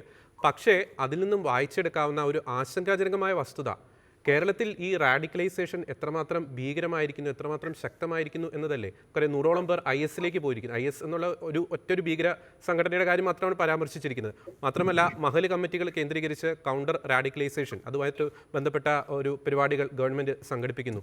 അപ്പോൾ കേരളത്തിൽ തീവ്രവാദ ശക്തികളുടെ ഒരു സ്വാധീനം വലിയ രീതിയിൽ ശക്തമായിരിക്കുന്നു എന്നതിൻ്റെ ഒരു സൂചന തന്നെയല്ലേ ഇന്നലെ മുഖ്യമന്ത്രി നൽകിയത് അഡ്വക്കേറ്റ് ഗോപാലകൃഷ്ണൻ? തീർച്ചയായിട്ടും ആ സൂചന മുഖ്യമന്ത്രി നൽകി എന്ന് പറയുമ്പോൾ ഞാൻ പറയാൻ ആഗ്രഹിക്കുന്നത്, മുഖ്യമന്ത്രിയുടെ മൂക്കിന് താഴെ എന്ന് വെച്ചാൽ ആഭ്യന്തര വകുപ്പിൽ പച്ചവെളിച്ചം എന്ന് പറഞ്ഞുകൊണ്ട് റാഡിക്കലൈസേഷൻ, ഈ റാഡിക്കൽ ആളുകളുണ്ട്. അതുപോലെ തന്നെ മുഖ്യമന്ത്രി ഇന്നലെ പറഞ്ഞതിൽ ഞാൻ എടുക്കുന്നത്, ഭീകര പ്രവർത്തനങ്ങൾ കേരളത്തിൽ, ഭീകരവാദ പ്രസ്ഥാനങ്ങൾ കേരളത്തിൽ പ്രവർത്തിക്കുന്നു എന്ന് അദ്ദേഹം അടിവരയിട്ട് സമ്മതിക്കുകയാണ്. കഴിഞ്ഞ ആഴ്ചയിൽ അദ്ദേഹം പറഞ്ഞത് ഭീകരവാദ പ്രസ്ഥാനങ്ങൾ ഇല്ലാന്ന്. കാരണം മുൻ DGPമാർ 2 പേര് കഴിഞ്ഞ DGP ുന്നുണ്ട് എന്ന് പറഞ്ഞപ്പോ മുഖ്യമന്ത്രി അത് തിരുത്തിക്കൊണ്ട് ഭീകരവാദ പ്രസ്ഥാനങ്ങൾ കേരളത്തിൽ ഇല്ല എന്ന് പറഞ്ഞു. ഇന്നലത്തെ അദ്ദേഹത്തിന്റെ സ്റ്റേറ്റ്മെന്റ് അനുസരിച്ച് ഭീകരവാദ പ്രസ്ഥാനങ്ങൾ ഉണ്ട് എന്ന് അദ്ദേഹം വ്യക്തമാക്കുകയാണ്. എന്ന് മാത്രമല്ല, ഭീകരവാദ പ്രസ്ഥാനങ്ങൾ മതപരിവർത്തനത്തിന് ജനങ്ങളെ സമീപിക്കുന്നു, പ്രോത്സാഹിപ്പിക്കുന്നു എന്നും അദ്ദേഹം പറയുന്നു. ഇനി ഏറ്റവും അടിസ്ഥാനപരമായ ഒരു കാര്യം ഞാൻ നിങ്ങളുടെ മുമ്പിൽ വെക്കാൻ ആഗ്രഹിക്കുന്നത്, വളരെ കൃത്യമായിട്ടൊരു കാര്യം നാം മനസ്സിലാക്കണം. ഈ ആടിന്റെ തോലിട്ട ചെന്നായ്ക്കൾ എന്ന് സാധാരണ മലയാളത്തിൽ പറയാറുണ്ട്. അങ്ങനെ കുറെ ആളുകൾ നമ്മുടെ ഈ കേരളീയ സമൂഹത്തിൽ മതേതരവാദികളായി രംഗത്ത് വരുന്നുണ്ട്. വാസ്തവത്തിൽ ഇവരുടെയൊക്കെ ചങ്കിനുള്ളിലുണ്ടല്ലോ ഒരു മതേതരത്വം ഇല്ല, വെറും കേവലം ഭീകരവാദത്തിന്റെ മതം മാത്രമാണ്. സത്യസന്ധമായ കാര്യം, ഞങ്ങളൊക്കെ സത്യസന്ധമായ കാര്യം തുറന്നു പറയുന്ന ആളുകളാണ്. അതുകൊണ്ടാണ് ഞങ്ങൾ രാഷ്ട്രീയത്തിൽ തോറ്റു പോകുന്നത്. ഇപ്പൊ PC ജോർജ് തോറ്റു. PC ജോർജ് തോറ്റിട്ടും കാരണം എന്താ? അദ്ദേഹം ഈ കഴിഞ്ഞ തെരഞ്ഞെടുപ്പിൽ പരാജയപ്പെടാനുള്ള പ്രധാനപ്പെട്ട കാരണം മത തീവ്രവാദികളുടെ ഏകീകരണമാണ്. അത് നിഷേധിക്കാൻ പറ്റില്ല. അപ്പോ ഇതേ ഏകീകരണം പല സ്ഥലത്തുമുണ്ട്. ഇപ്പം മാതൃഭൂമിയുടെ MD തോറ്റൊന്നും ഇത് തന്നെയാണ്. ഞാൻ പറഞ്ഞു വരുന്നത്, ഈ VS അച്യുതാനന്ദൻ അദ്ദേഹം പറഞ്ഞു 2030 ആകുമ്പോഴേക്കും, അദ്ദേഹം 2010 പറഞ്ഞത്, 20 വർഷങ്ങൾക്ക് ശേഷം കേരളം ഒരു മുസ്ലിം രാജ്യമാക്കാൻ വളരെ ബോധപൂർവമായി ശ്രമം നടക്കുന്നു. ആ വീഡിയോ ഇപ്പൊ പ്രചാരത്തിലുണ്ട്. ഇത് തന്നെയല്ലേ നമ്മുടെ ചർച്ചകളിൽ വന്നിരുന്ന വലിയ മതേതരത്വം പറയുന്ന, ഈ സൂര്യന് താഴെയുള്ള സകല കാര്യത്തെക്കുറിച്ചും പറയുന്ന MESന്റെ ഡയറക്ടർ ഫസൽ ഗഫൂർ. അയാള് NDFന്റെ യോഗത്തിൽ പോയിരുന്നിട്ട്, NDFന്റെ ഈ ഭീകരവാദി സംഘടനയുടെ യോഗത്തിൽ പോയിരുന്നിട്ട് എങ്ങനെയാണ് ഒരു മുസ്ലിം രാജ്യം ഉണ്ടാക്കാമെന്ന് പഠിപ്പിച്ചു കൊടുക്കുക.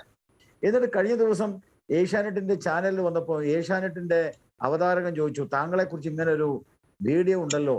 ഞാനാണിത് മുഖത്ത് നോക്കി ചോദിച്ചത്, അതുകൊണ്ട് എന്നോട് ഭയങ്കര കലിയ എന്ന്. ഉടനെ അദ്ദേഹം പറഞ്ഞത് അതൊക്കെ വെറുതെ പറയുന്നതാണ്, പുറയില് ചില പതാകകളൊക്കെ വെച്ചുണ്ടാക്കിയ ഒരു ഫ്രോഡായിട്ട് ഉണ്ടാക്കിയതാണെന്ന. വാസ്തവത്തിൽ ഇതല്ല.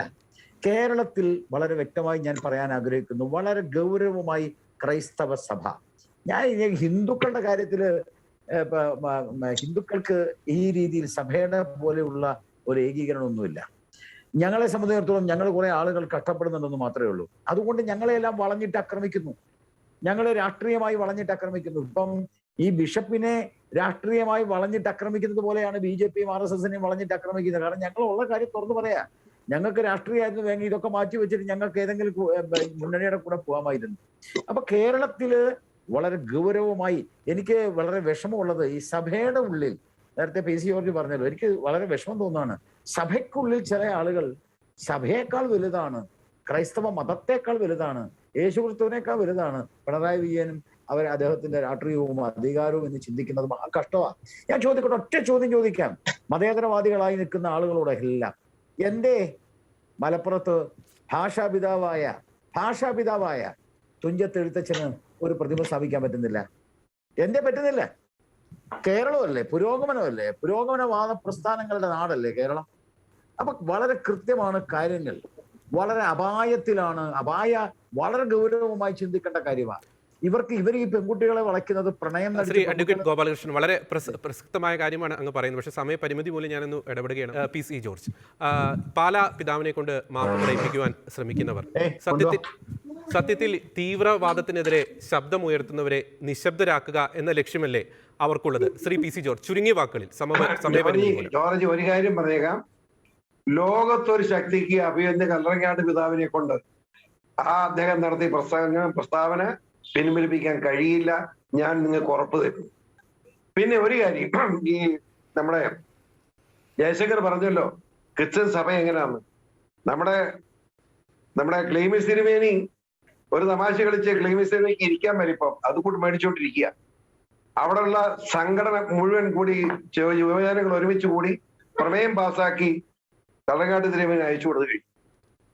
ഞാൻ ഇന്ന് വേറെ കേട്ടോളൂ, നമ്മുടെ മുഴുവൻ മേഖലയിലും ഇതുപോലെ ക്രിസ്ത്യാനികൾ യോജിച്ചൊരു കാലഘട്ടം ഉണ്ടായിട്ടില്ല.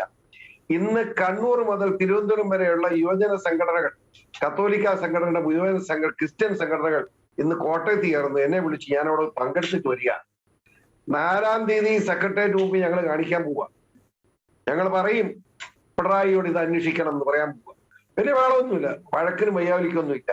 പിന്നെ ഒരു കാര്യം കൂടി, ഞാൻ ഇന്ന് NIA കൊടുത്ത 300ഓളം റിപ്പോർട്ടുകൾ നമ്മുടെ കേരളത്തെ സംബന്ധിച്ച് തീവ്രവാദത്തിന്റെ ഇന്ന് കോട്ടയം പ്രസ് ക്ലബ്ബ് സെക്രട്ടറി ഏൽപ്പിച്ചുള്ളത് വായിക്കണം.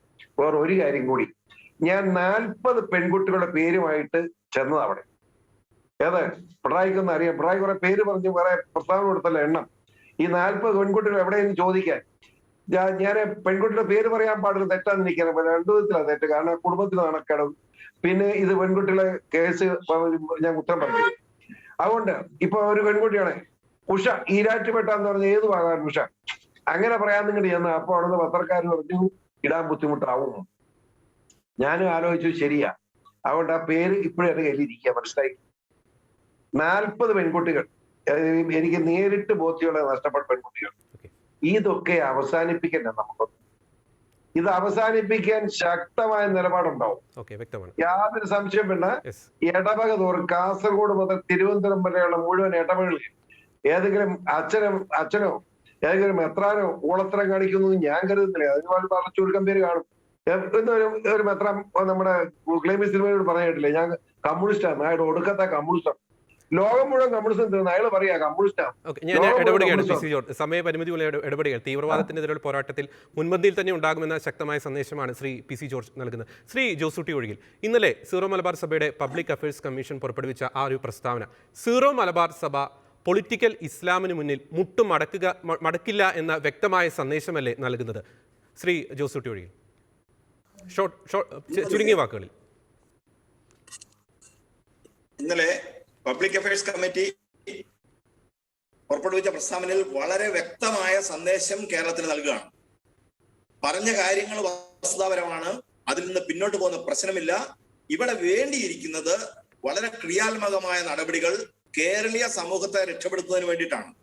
അതല്ലാതെ ഉത്തരവാദിത്വത്തോടുകൂടി തികഞ്ഞ ബോധ്യത്തോടുകൂടി പറയുന്ന കാര്യങ്ങൾ വളച്ചൊടിച്ച് വർഗീയ സംഘർഷം ഉണ്ടാക്കി അതിൽ നിന്ന് ശ്രദ്ധ തിരിക്കുവാനുള്ള യാതൊരുവിധ കുത്സവശ്രമവും കേരളത്തിൽ നടപ്പില്ലെന്ന് മാത്രമല്ല, അത്തരം പരിപാടികൾക്ക് മുന്നിട്ടിറങ്ങിയവര്, ആദ്യം മുന്നിട്ടിറങ്ങിയ മണ്ടന്മാരായവരും പിന്നെ മുന്നിട്ടിറങ്ങിയവരും ഒക്കെ ഒരുപോലെ ഈ സമൂഹത്തിന്റെ അകത്ത് ബലിയാടുകളാകുകയാണ്. കാരണം അവര് തന്നെ അറിയുന്നില്ല അവർ ഈയാമ്പാറ്റകളെ പോലെ ഒരു തീരകത്തേക്കാണ് ഇന്ന് ചാടുന്നതെന്ന്. അത്രമാത്രം പൊതുജനത്തിന്റെ ഭാഗത്തുള്ള റിജക്ഷൻ അവർ നേരിടാൻ പോവുകയാണ്. ചുരുങ്ങിയ പക്ഷം ഇത് അനുഭവിക്കുന്ന ആളുകളെങ്കിലും അതിനെ റിജക്ട് ചെയ്യുമെന്ന കാര്യത്തിൽ തർക്കമൊന്നുമില്ല.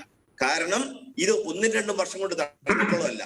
അച്യുതാനന്ദൻ 2010 പറഞ്ഞെങ്കിൽ അതിനും ഏറ്റവും ചുരുങ്ങിയത് 5 വർഷമോ 10 വർഷം മുമ്പ് ഇത് വളരെ തീവ്രമായ രീതിയിൽ ആരംഭിക്കാൻ തന്നിട്ടുള്ളതാണ്. അതിന്റെ പിന്നോട്ട് പോയാൽ അതിന്റെ ഒരു 95-96 കാലഘട്ടം മുതലുള്ള സാഹചര്യങ്ങൾ നമ്മൾ പരിശോധിക്കുമ്പോൾ നമുക്ക് മനസ്സിലാകും വളരെ ബുദ്ധിപരമായ തന്ത്രപരമായ ചില പ്രവർത്തനങ്ങൾ ഇതിന്റെ പിന്നിൽ ആ കാലഘട്ടം മുതൽ ഉണ്ടായിരുന്നു. അത് ഇപ്പോഴാണ് പുറത്ത് കാണാവുന്ന രീതിയിൽ ഒന്ന് പ്രകടമായി ഒന്ന് തെളിഞ്ഞു വന്നിരിക്കുന്നത് എന്നുള്ളതാണ്. അതുകൊണ്ട് തന്നെ ഇത് വളരെ ഗൗരവമായിട്ട് തന്നെ കേരളീയ സമൂഹം കാണേണ്ടതാണ്. സീറോ മലബാർ സഭ ഒരു കാരണവശാലും ഇതിൽ നിന്ന് ഒരൊറ്റ പുറകോട്ട് പോകില്ലെന്ന് മാത്രമല്ല, അതോടൊപ്പം നിൽക്കുന്ന ഞങ്ങൾ കത്തോലിക്ക കോൺഗ്രസ് ആത്മായ സംഘടനയാണ്. ഞങ്ങൾക്കറിയാം എന്താണ് ചെയ്യേണ്ടതെന്ന്. തീർച്ചയായും വെറുതെ ഇരിക്കില്ലാത്തത് മാത്രം ഞാൻ യുദ്ധം. ഓക്കെ, അവസാനമായി ശ്രീ ജോർജ് കല്ലുവേലിൽ, ഭീകരവാദത്തിന്റെ റാഡിക്കലൈസേഷൻ കേരളത്തിൽ എത്രമാത്രം ഭീകരമാണെന്ന് ഇന്നലെ മുഖ്യമന്ത്രിയുടെ പ്രസ്താവനയിലൂടെ മനസ്സിലായി. അതിനർത്ഥം ഭീകരവാദത്തിനെതിരെ കേരള സമൂഹം ഒറ്റക്കെട്ടായി പോരാടണം എന്നല്ലേ ശ്രീ ജോർജ് കല്ലുവേലിൽ? തീർച്ചയായിട്ടും അഭിമന്യ ജോസഫ് കല്ലറങ്ങാട്ട് പിതാവ് പറഞ്ഞ കാര്യങ്ങൾ കേരള സമൂഹത്തിന് വലിയൊരു മുന്നറിയിപ്പാണ്. അത് അദ്ദേഹം പിൻവലിക്കുകയല്ല, അദ്ദേഹത്തെ തിരുത്തിക്കാൻ ശ്രമിക്കുന്നവർ തിരുത്തേണ്ടി വരും.